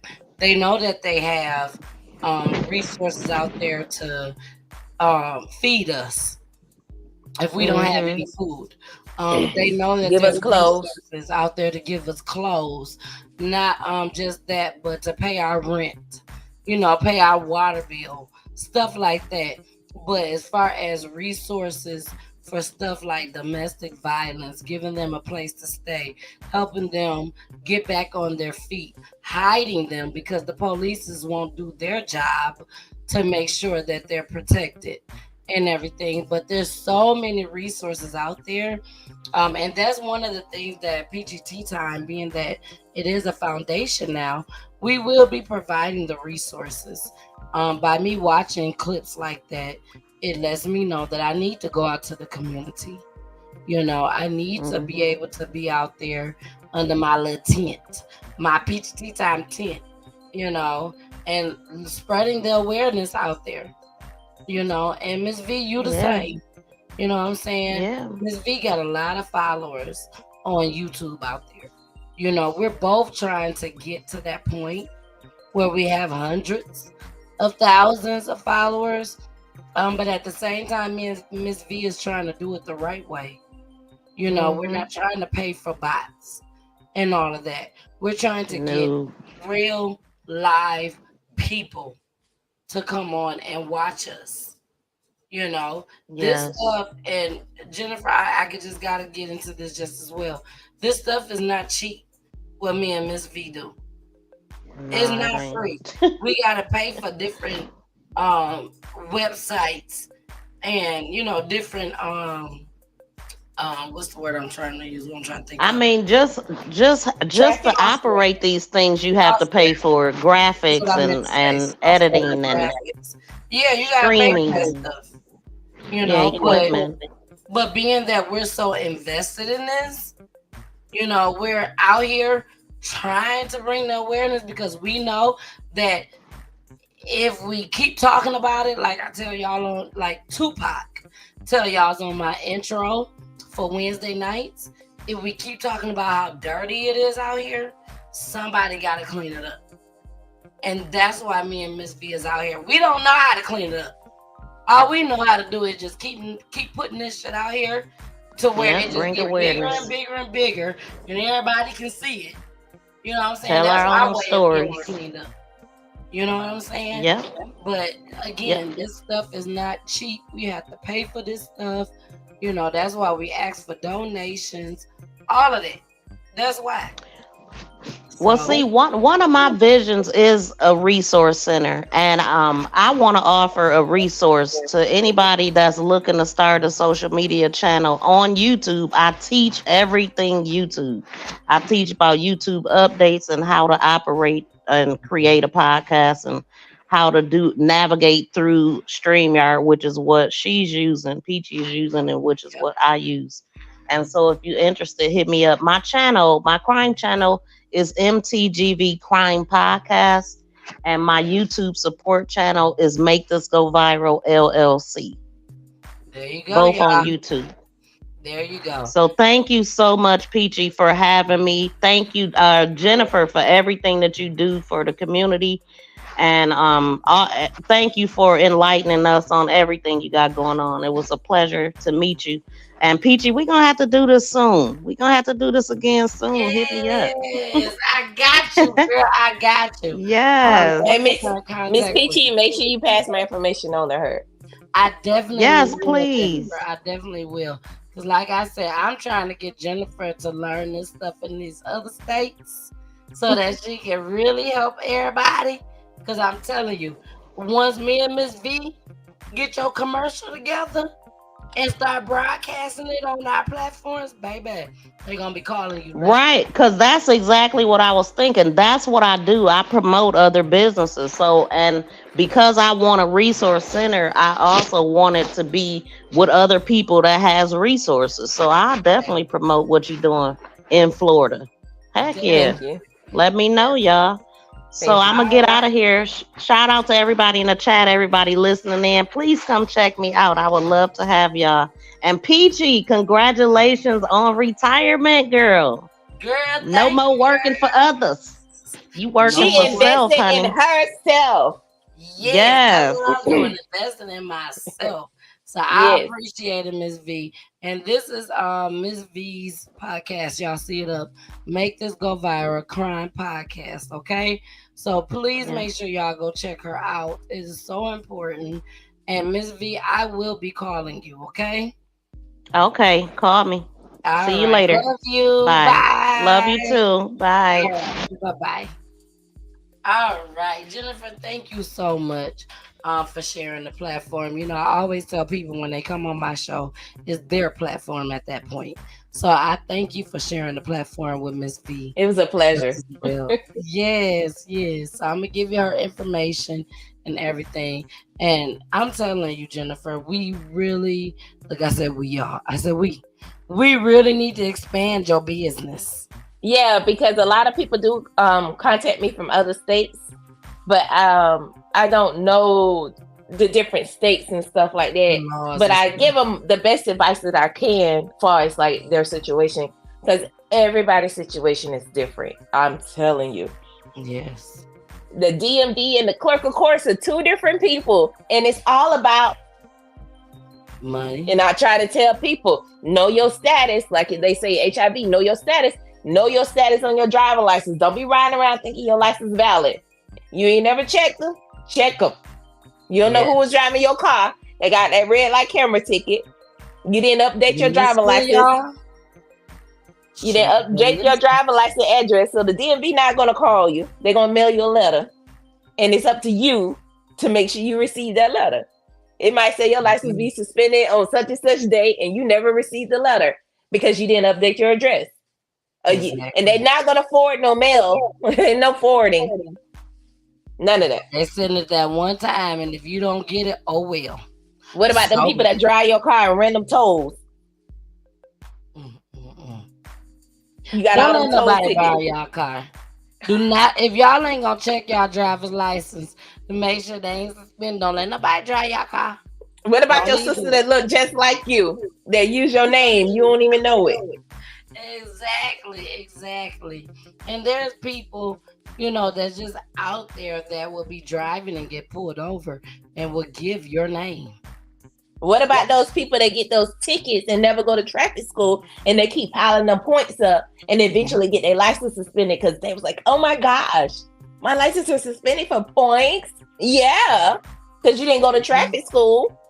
Exactly. So I'm telling y'all now, if you are out there in Florida right now and you're watching the show, please hit up Jennifer Daniels. If you are looking for a party bus, please look up Jennifer Daniels. If you're just looking for resources, baby, any type of resources, hit up Jennifer Daniels in Florida and you can get it done. Now, if you are out of the state of Florida and you need your license, hit me up. If we get a bunch of y'all, then maybe Jennifer will say, look at the dollar signs. A light bulb. Look, a light bulb pop up, and she be like, hell yeah, I do the research. You know, because that's the number one crime, though. That's the number one crime. Driving on suspended license. There's over 600,000 people in the state of Florida that's driving on suspended license. And it's going to be 1 million people that get their license suspended, don't even know it, but they're going to get them right back. But a million people get their license suspended a year in Florida. Just like on little stuff. Yeah. They didn't pay the insurance on time. They forgot about the insurance. 10 business days passed. The DMV notified. Now your license suspended. I know you the didn't pay your main insurance. thing got to be child support, though. Oh yeah, child support and court fines. Because I'm telling y'all, went to prison with a driver license, got out of prison with a suspended license. I was habitualized twice. You know what I'm saying? So whatever I help somebody do, I have already been through it. I don't come and help people off of what somebody told me or what somebody showed me to do. Everything I have done is because I have followed through for myself, and I know it works. Even if I try to help people build them a trucking company, this is what I do. You know, these are BOLs. This is just state of Florida. I don't go outside state of Florida. This is money. This paper right here, $500. You know what I'm saying? So like, I don't leave out of Florida. So I know that it's freight in Florida. I know how to bill a load. I know how to book freight. I know how to find freight. I know how to help you build your trucking company. I know how to do a lot. So what I help somebody do is because I know it works. It's not like, oh, send me $500 and watch your cash out get fired. No, I don't deal on dreams. I do walk into success. If you're going to put in the walk, let's get there. It's not going to happen overnight. No. Yeah. But it's going to happen. I mean, you already got this going on. Try to start something else. You're a builder. You're not the person that be inside putting the painting on the wall and stuff like that. You build this, get somebody else to run it, and move to the next part. Know who you are. If you're a person that just stay in and hang up the wall, okay, let's see you doing a dispatching. Let's get you your own dispatching company. You know what I'm saying? Or if you're the person that want to be outside, let's get you an authorized dealer to sign them people up for them free phones. You're a hustler, you want to be on the corner? Sign these people up when they come. Exactly. All the little hoods, I be waiting up there. Hey, you want to sign up for this free phone? and you're doing it all the legal way. Yes. You know, yeah, that's right about it. I see him on a bicycle with the light at night. Hey, you got one of them free phones? Hey, get unlimited. Jennifer, you have been doing it the wrong way for so many years to where you finally get it. It clicked into you. And now that you're doing what you're doing now, how does it feel? You know, it feels good. Like, I'm sure you was always looking over your back. Oh, they'll come get me. Oh, I'm nervous because I just did wrong yesterday. I tried to get out that bank with that money. Oh, I was nervous. But I just found out, since I've been doing it the right way, that you got to make an appointment to withdraw a lot of money out of the bank. I didn't know that. I just learned that probably this year, I think. Wow. That you got to make an appointment. I went in there, I told him I want to get X amount. Oh, Miss Jennifer, you have to make an appointment. We just don't keep that kind of. I say appointment. You like hell? It's my money. I said, okay, well, I didn't know that, but yeah. Wow. When I made $500,000 last year, and I didn't have no driver license and nothing like that. None of that. And like I tell people all the time, they're like, "Oh, you're a lawyer?" No, I've been to prison. I tell them this is what it is. Oh well, I don't know if okay, you don't want me to do your driver license, it's fine. I don't have 70-some people so far. So if you don't want me to do it, that's fine. It's like, can you help me? Send me your ID number. They don't want to do it because they somebody told them, oh, she been in jail for fraud. She been in prison for fraud. Don't trust her. And then there'll be the baby mamas or somebody, and that same dude come back to me. Man, I should have told you to do it 7 months ago. Now I got to go to court and I got to get my license back, but go send me prison. I said, well, I try my best, but I can't guarantee that I'm going to get them done in no 2 weeks. Exactly. But I try my best. And sometimes I do. Sometimes I don't, though. But they get some progress done that they can show the judge, hey, this is what it is. I get motions approved. Like, we do traffic school, you know. I own a traffic school, too. I don't know if I told you that. No, you did not. And she owned a traffic school. Yeah. Okay, so Jennifer, me and you gonna talk. Okay. Jennifer got this. She know what it takes. She know what it takes. She did her research, and now she is out here trying to help others. Yeah, you gotta pay, but baby, it's so worth it. So you gotta tell us before you go, and I'm gonna let you end the show just as well because I let all my guests end the show. I'm gonna tell you what to say. Don't even worry about it. But before that, it was, and this is an estimate, y'all. This is an estimate. If somebody in Florida reaches out to me and say, who was that girl that was on your show about driver's license? Because I need my driver's license back. Our name was Jennifer Daniel. Let me give you her information. Okay, thank you, because I'm finna hit her up right now. And then they hit you up. Jennifer, I need my license back.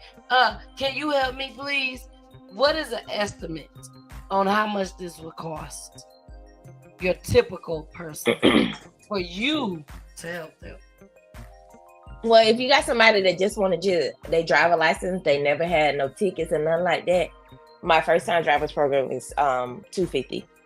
But if you got somebody that got a whole bunch of stuff on their background, they got a lot of work to do, they got to start off at $500. They got to give me $500 before I create them a file, because like this particular file, this person file, you know, it's pretty thick. All this stuff is pretty thick. So everybody's different. Like this guy, you know, his pretty file is thick, you know, different stuff. So everybody's different. This particular person had a hardship, and he went to school for CDL, and he passed his general knowledge, air brakes, and combination test, but they wouldn't give him his permit because he had a business purpose license, a restricted license. And I got it reversed. That's not my first reverse of a habitual traffic offender. That's like my, I don't know, 20th. But a lot of people say, oh, you should be proud of yourself.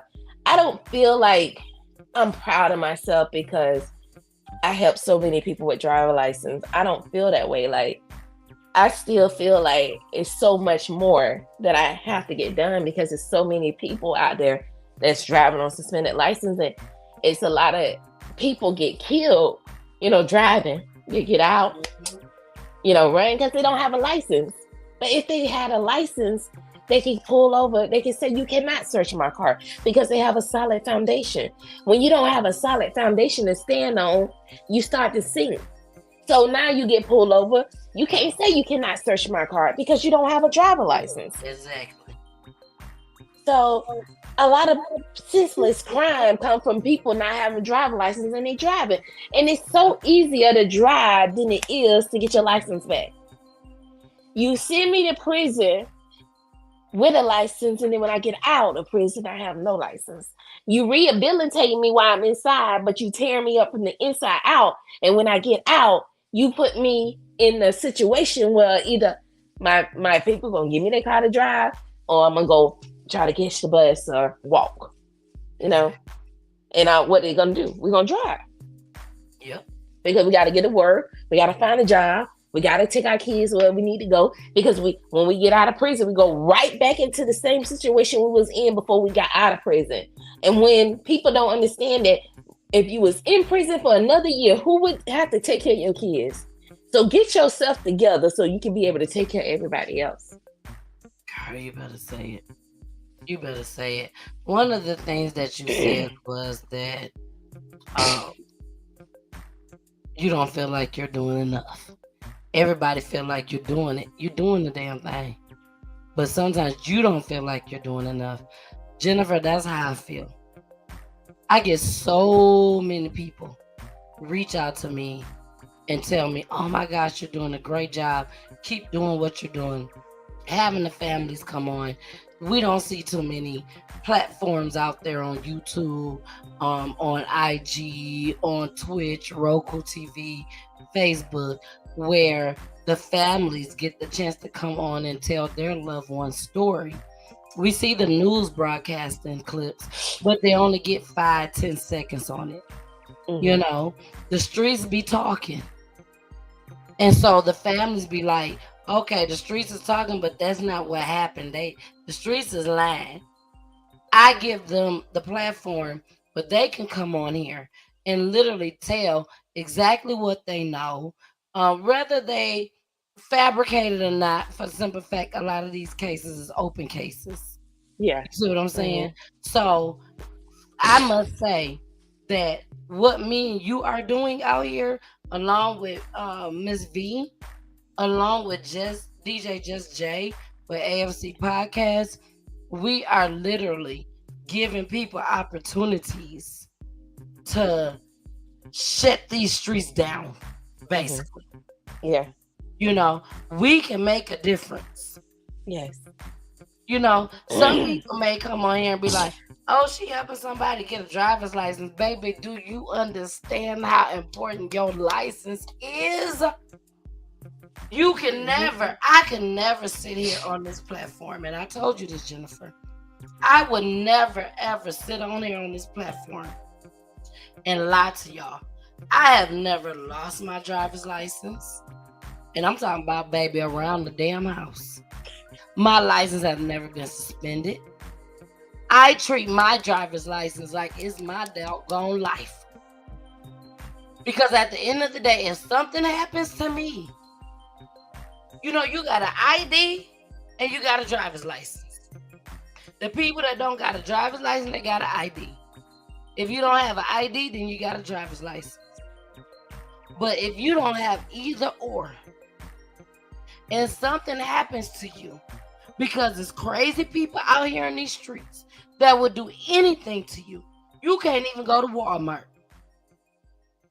without somebody coming in and trying to shoot up Walmart.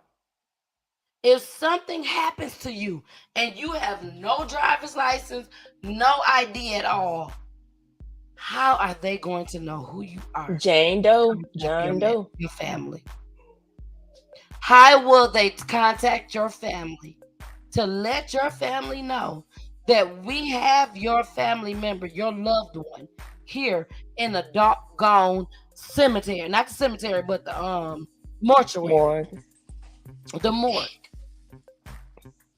It's not fair for your family to be out here searching for you, looking for you. I haven't talked to my child in 5 years. It's not fair for that family when all you had to do was have an ID on you or a driver's license on you where they can identify you. That's what this is about. To identify you. You can listen to them folks on the block, on the corner all day long. Nah, I ain't got no ID. I ain't got this, but I got some money. I'm selling this, I'm selling that. No, baby. Let somebody rob you. Kill you dead on the street. And here it take years for your own family to know that they already done picked you up and put you in the morgue. But they cannot identify you because you didn't have your driver's license or your ID on you. And that's what Jennifer is here for now. For the state of Florida, which we're trying to expand that. But this is what Jennifer does. She makes sure that you get your driver's license or even your ID, correct? Well, anybody can go down there and get an ID. They can go down and get an ID on their own. But another Exactly. thing is that you said when the boys film the corner and stuff, them driver license save them. Because you know why? They always need somebody to drive. And one boy told me, I'm the only one on the block got my license. I'm a Jeep. And he said, that moved me up. They need me now. You know what I'm saying? But also the fact that people are able to feel more confident in themselves by obtaining something that they never had. Because I have a first-time drivers program with teens too, because I have the same thing they have at the high school. You know what I'm saying? I have it in my office. But who going to get their child in the first-time drivers program? Because one, it's an elective. 2, you got to have good conduct. And 3, you got to have good grades. And, you know, that eliminates a lot of our kids. And sometimes with statistics, they say sometimes people won't graduate. At least I can try to help your child before he graduates or before he drops out of school. At least he'll have a driver license and he can get a better job than somebody with just an ID.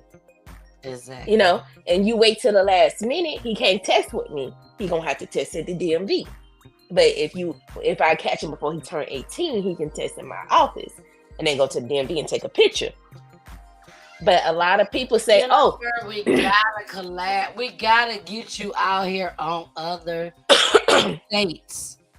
Like you are so needed in other states. Even if you can coach other people in other states. You see what I'm saying? You know, if you got to charge for it, you got to charge for it because they going to know how good of a deal that they got to where, I'm going to be able to help all these people and I can charge them whatever amount you want to charge them. Hopefully you won't overcharge them, not you, but other people. You don't overcharge them because that's not what they need. You know what I'm saying? They need a break. That's what they need. And that's what Jennifer is doing. She's giving them a break. So, a lot of people say, oh, what you're doing doesn't really have nothing to do with me, or it doesn't apply to me. That's why I don't stop by your office. But what if that person that I should have helped go on a high-speed chase and run into you or run into somebody you know and kill that person in a crash? Or what if that person, you know, runs out and starts shooting at the police and shoot you because they don't want to go to jail for driving? So everything I do affects everybody as a whole, because I don't save the state of Florida a whole lot of money. I ain't got nobody from Florida told me this. I don't say I have plenty of people that got their license. Young man, I ain't got to go on no high-speed chases no more. I ain't got to get behind no dart boys. They call them dart boys, the tents. They talking about, shoot, they only got to pull the lights on me. I'm going to just go ahead and pull over. You know, they have been on high-speed chases, fleeing and eluding on their driving record. Drug charges on their driving record. You know what I'm saying? The boy said, I'm legit. I ain't even gonna ride dirty. I'm legit. I ain't riding dirty. That really brings joy to my heart to hear them young men saying they gonna do right because of these driver license, and they went through so much to get them. And they probably thought they would never get them. Yes, I had one guy had no license since 1996. Had a judgment of $120,000 against him. I got his license in 3 days. Wow. And he was on his knees. He was on his knees like I had gave him some toilet paper in a foreign country or something. Like he was just that happy. Exactly. Just that happy. That happy. I want to before we get off of here, I want to. Am I on your page? It looks like I am on your page. I want to go to at least one of the videos. Don't do the one today because I was on Bluetooth in the car and it was mute. And I didn't know it. And somebody's like, I can't hear you. Here's one for October 29th. Look like. Okay. It looks like it's number 70. Yep, number 70. Okay, yeah. Okay, I just want to play this for y'all. Hold on. Number 70 look like he balling. But it's okay. It's okay. Because is it a video or real? What you're there for is to help them get their driver's license. You're not there to help them for nothing else. Just to get their driver's license. You see what I'm saying? It. And I make it clear. Yep. So let's go ahead. We're gonna pull this up. It's 3 minutes, a little after 3 minutes long. So we're gonna play the whole thing. If you need to use the restroom, not everybody that's watching, but I'm just talking to. Hold on. I'm just talking to Jennifer. Now's the time to go. But this is gonna be our last clip for the night. But it's just important that we watch this. Very important. All right, so here we go. Do you remember this one? Yes, ma'am. You do? Is this a good one to play? Yeah, I remember all my clips. There you go. She said, I remember all my clips. Okay, this is number 70, y'all. This is the 70th person that she was able to help. So we're gonna go ahead and play this. Here we go.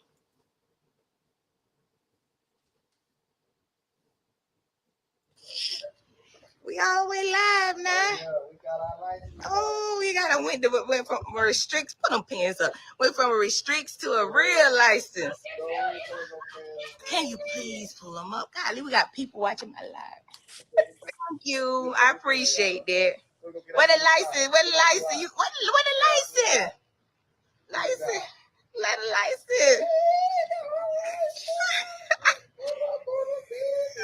Drop back, ain't worried about 12. You know, I got that thing.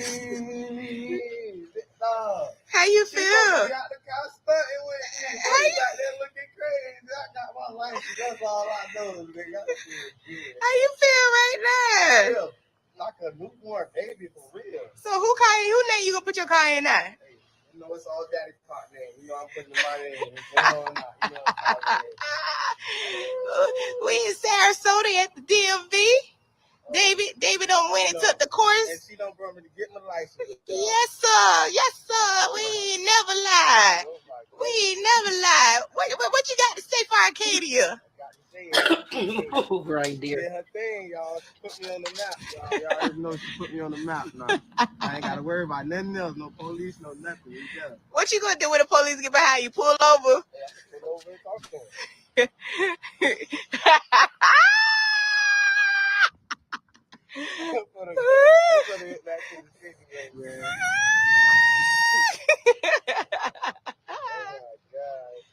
How you feel?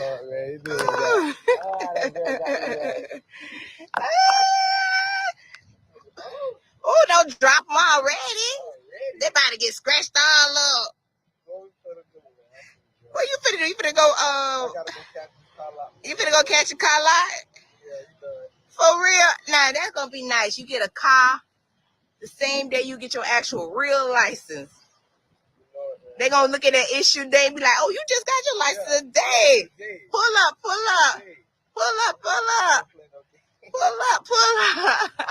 What kind of car you gonna get? I'm trying to get my Audi off the lot. Is it an SUV or the truck?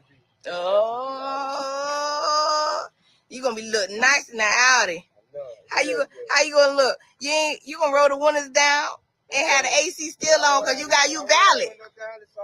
You valid. Come here. That's all I got to say. They be like, you drive, you ain't got no license. All I got to tell them is come here.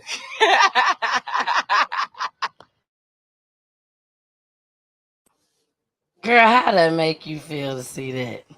It always make me feel good. It always makes me feel good. I be crying more than they do.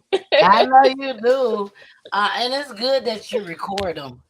You know, it's good that you record it. Um, Seeing that particular video, it just remind me of so many young men that they may not be doing the right thing out here in these streets, you know. But a lot of them are doing what they're doing because they got a family to feed. You know, they done been in trouble with the law before, and now they're a felon. So now they can't go get their license. They can't do this. They can't do that. But they study trying, and then before you know it, they just say, "Forget it." They just say, "Forget it." So for you to be able to come in, help them to realize that, wow, I can make a difference. I can help my family. Baby mama may not be acting right, but I can help my child. And I think that's one of the most important things. I can be a father to my child. You know, I have a person.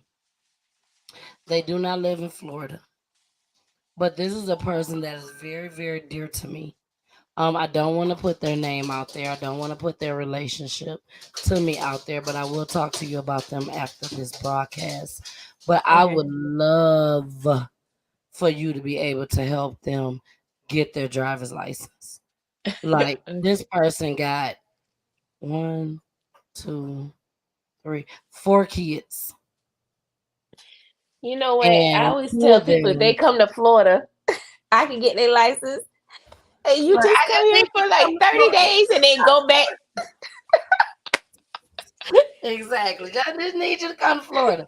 But you know what? I see what you're saying, Jennifer. But don't be afraid to expand. You can be making millions right now. Literally.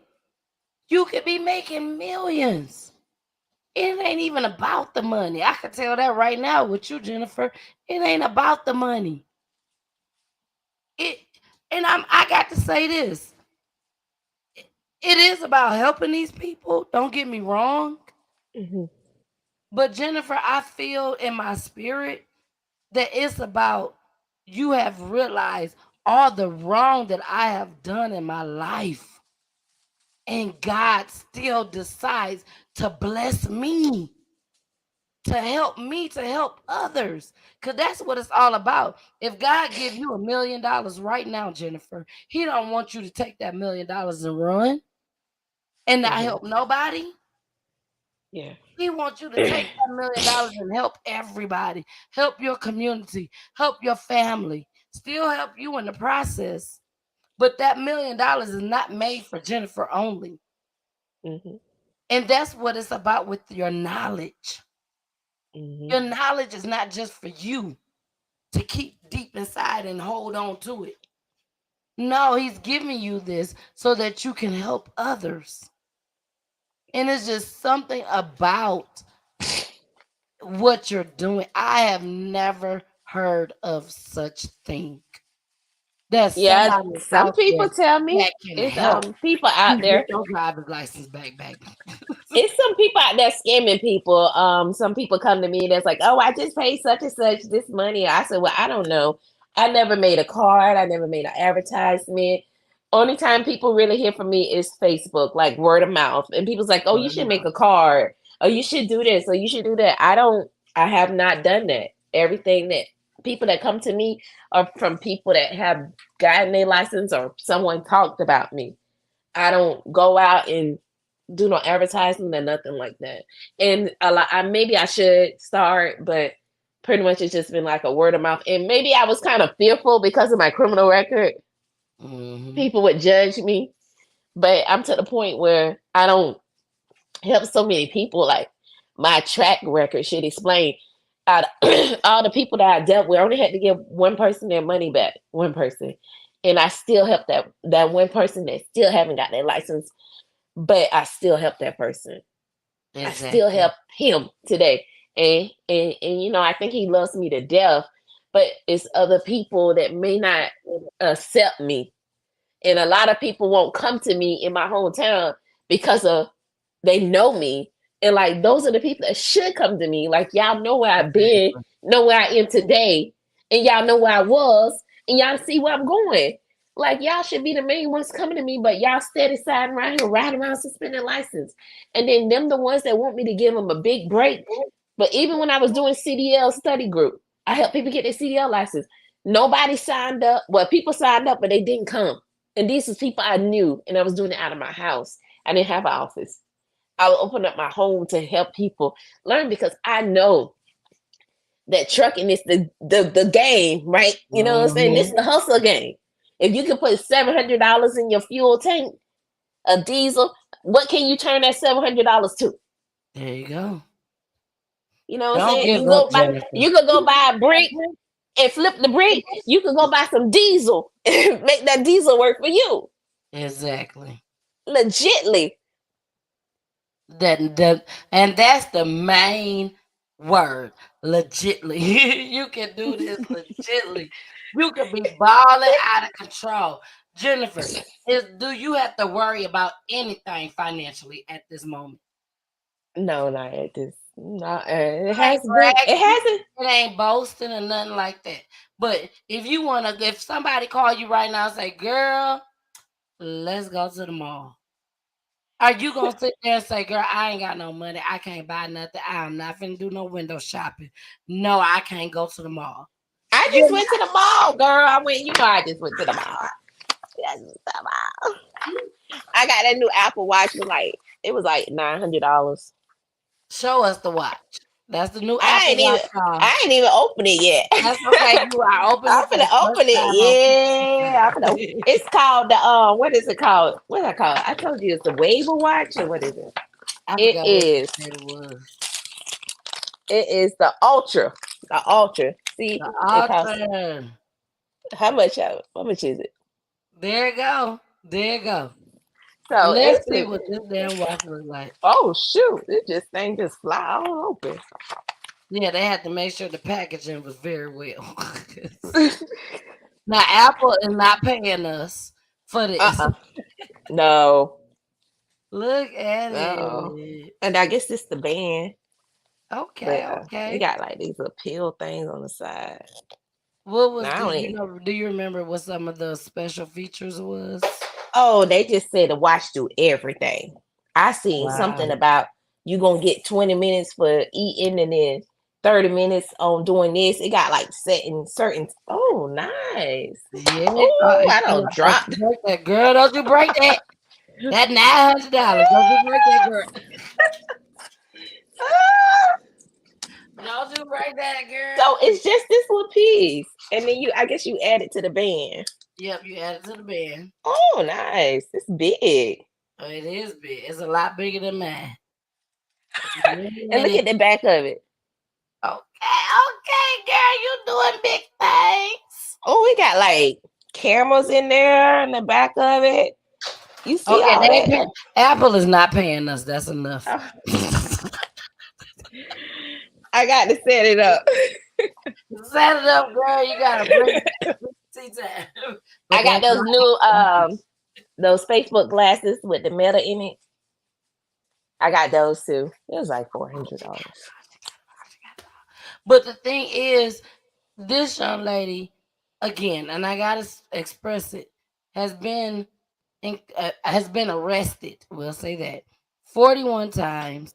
She's 40 years old, and now she decided that no more. I'm not finna do wrong. No more. I am about doing the right thing.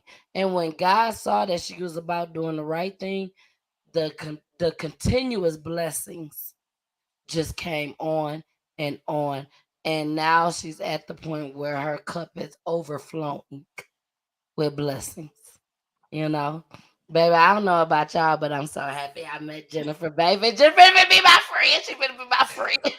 Not best friend. My daughter said BFF. Not Charles, but man. Now, if y'all need help with y'all license and stuff, hit me up. But don't hit me up talking about y'all want Jennifer to be y'all BFF. No, she's mine, not Charles. Thought I said that. Make that clear. Yeah, but I tell people all the time that You is crazy. it's hard. It's hard.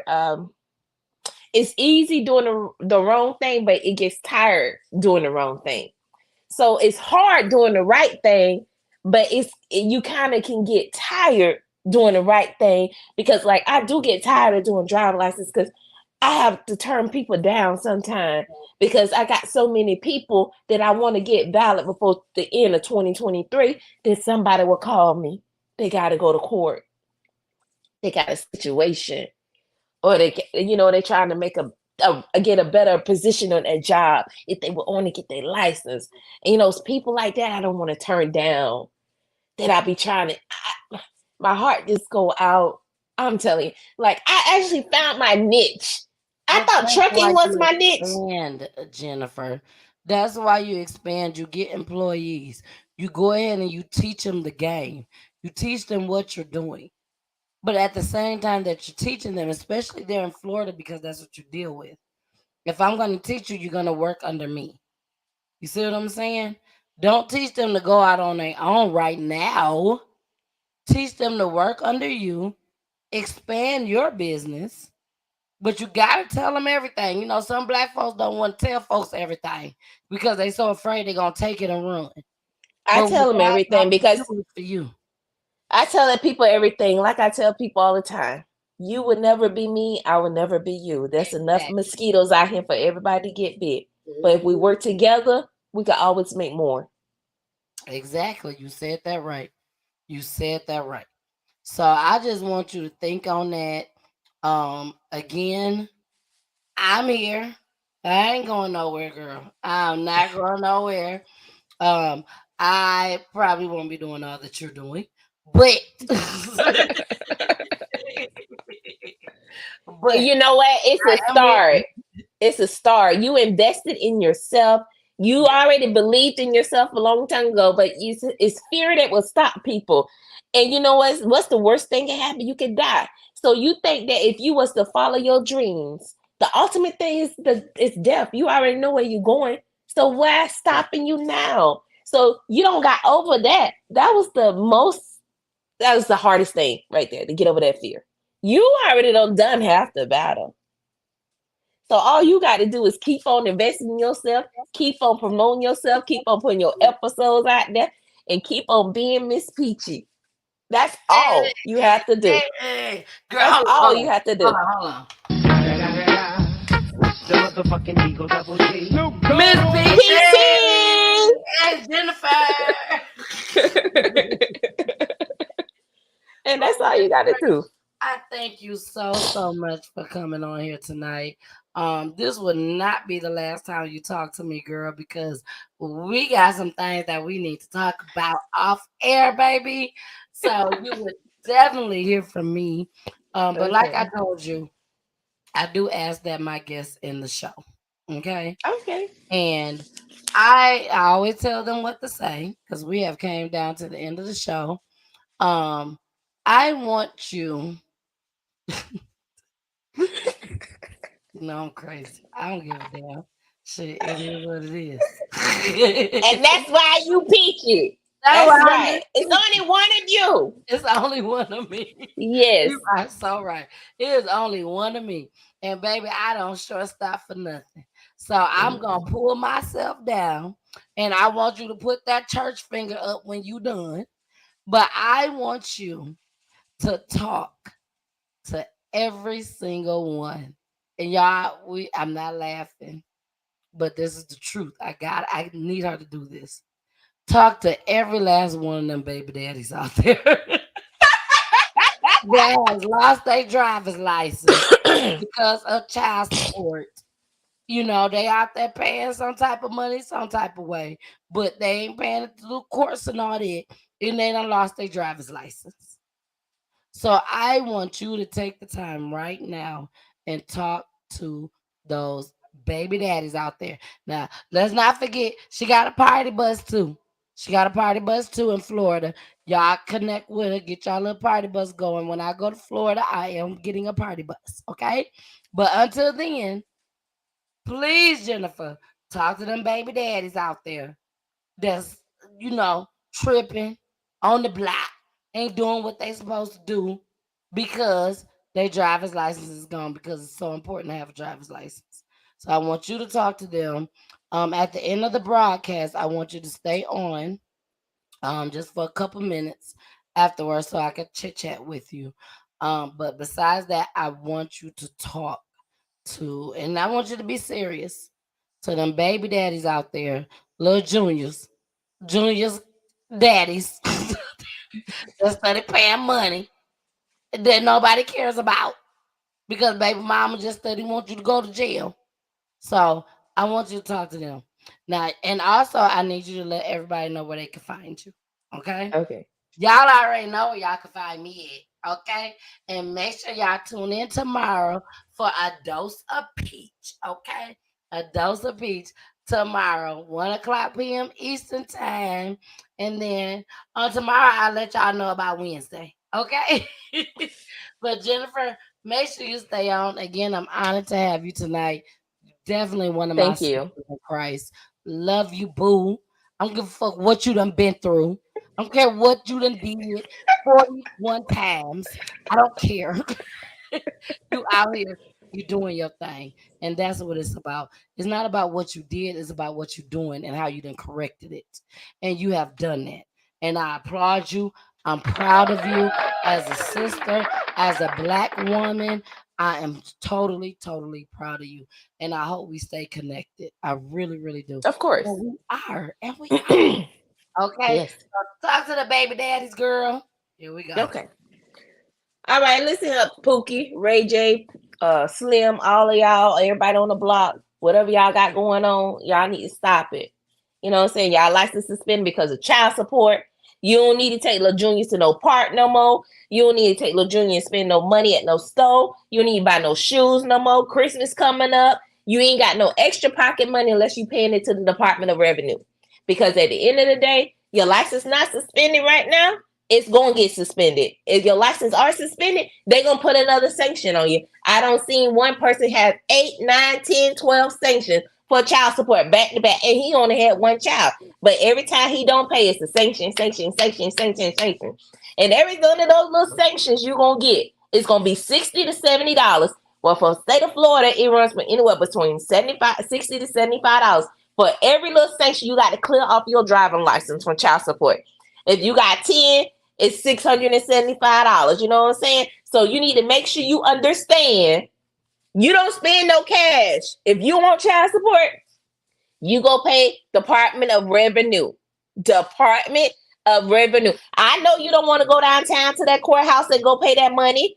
Who wants to go and go all the way downtown? You probably got a warrant. I don't know. You don't want to go down there and go down there to them people and pay that money because you don't want to stand in line. You don't got no patience. You probably don't even know where to go. You can pay it online, but you probably don't got an online account set up. So you do the next best thing because you don't want to be called no deadbeat daddy, but you're not a deadbeat daddy because you don't do more than what child support say you're supposed to do. Child support say you're supposed to do X amount of dollars a week. That's exactly what you do. If it say 45, that's what you pay, $45 a week. If you don't got that 45, you got 25, you pay the $25. You pay whatever you have to pay in order for you to not get your license suspended. And if you never had a license, they gonna suspend your license that you don't even have. You got an ID. Your driver license, your ID in Florida is the same exact number. The only thing different is the background coloring. You'll get your driver license, say driver license background. You got an ID, it say ID background. It's the same exact number, but just a different background. So if your driver license is suspended for Department of Revenue, and you got sanctions, you probably got more than one. You got multiple kids on child support. All your baby mamas have to do is go down there and write a letter in the Department of Revenue. I no longer want to receive child support. I no longer want to receive cash assistance because she got to get cash assistance or something like that in order to take you off if they're taking cash assistance. And if they're not taking cash assistance, they just get Medicaid. It's not really that serious. But you need to understand that it's all simple to take you off child support. They don't want to take you off child support because they know they want that money, that check, and they know that you're going to keep giving them extra money on the side. So we don't have time for that. We need to get you in order. We need to get you back in position. We need to get you independent. We need to get you to the better position to take care of your family. So if you want to take little Junior, child support paid up. Child support paid up for months. Back pay, you don't got no back pay, none of that. Because all that little extra money need to go to back pay. All that little extra money need to go to back pay. She'll get the money. They just got to process the payment. She'll get it right on time. Right when God ready for her to have that check, she going to get it. Right in the mail on that card. Whatever she choose. Don't be talking about you ain't got no money to get your license because you going to take little Junior out and buy 5 pair of Jordans. Let's get your license back. License reinstated so you can be in a better position to make more money legitly and be able to have a better job and be able to get around and don't have to worry about looking over your shoulder again, trying to pull over because of cop behind you. You trying to find the next gas station. No, we ain't doing that no more. You got somebody out here that's trying to help you, young man that's out here running behind child support or running away from child support or whatever the case may be. If you own child support, there's no way around it. There's no way getting around it. There's no fancy way of getting it done besides working out a payment plan with the Department of Revenue. You cannot give your baby mama extra money for Christmas. You can't give her extra money for nothing. Nothing. Nothing. She gets nothing. Department of Revenue get all your money. I think that's it.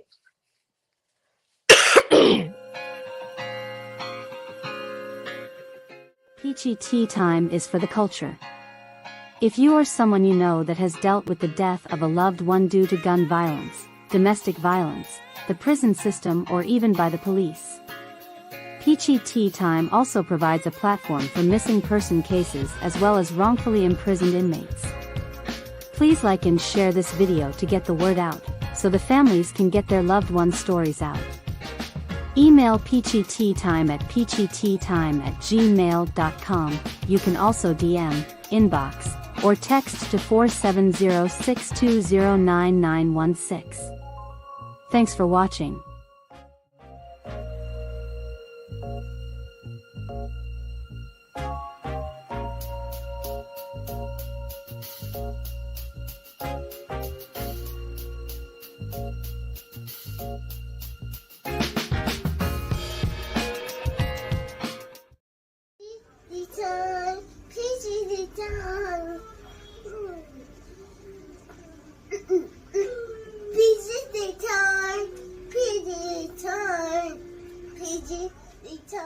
Dad!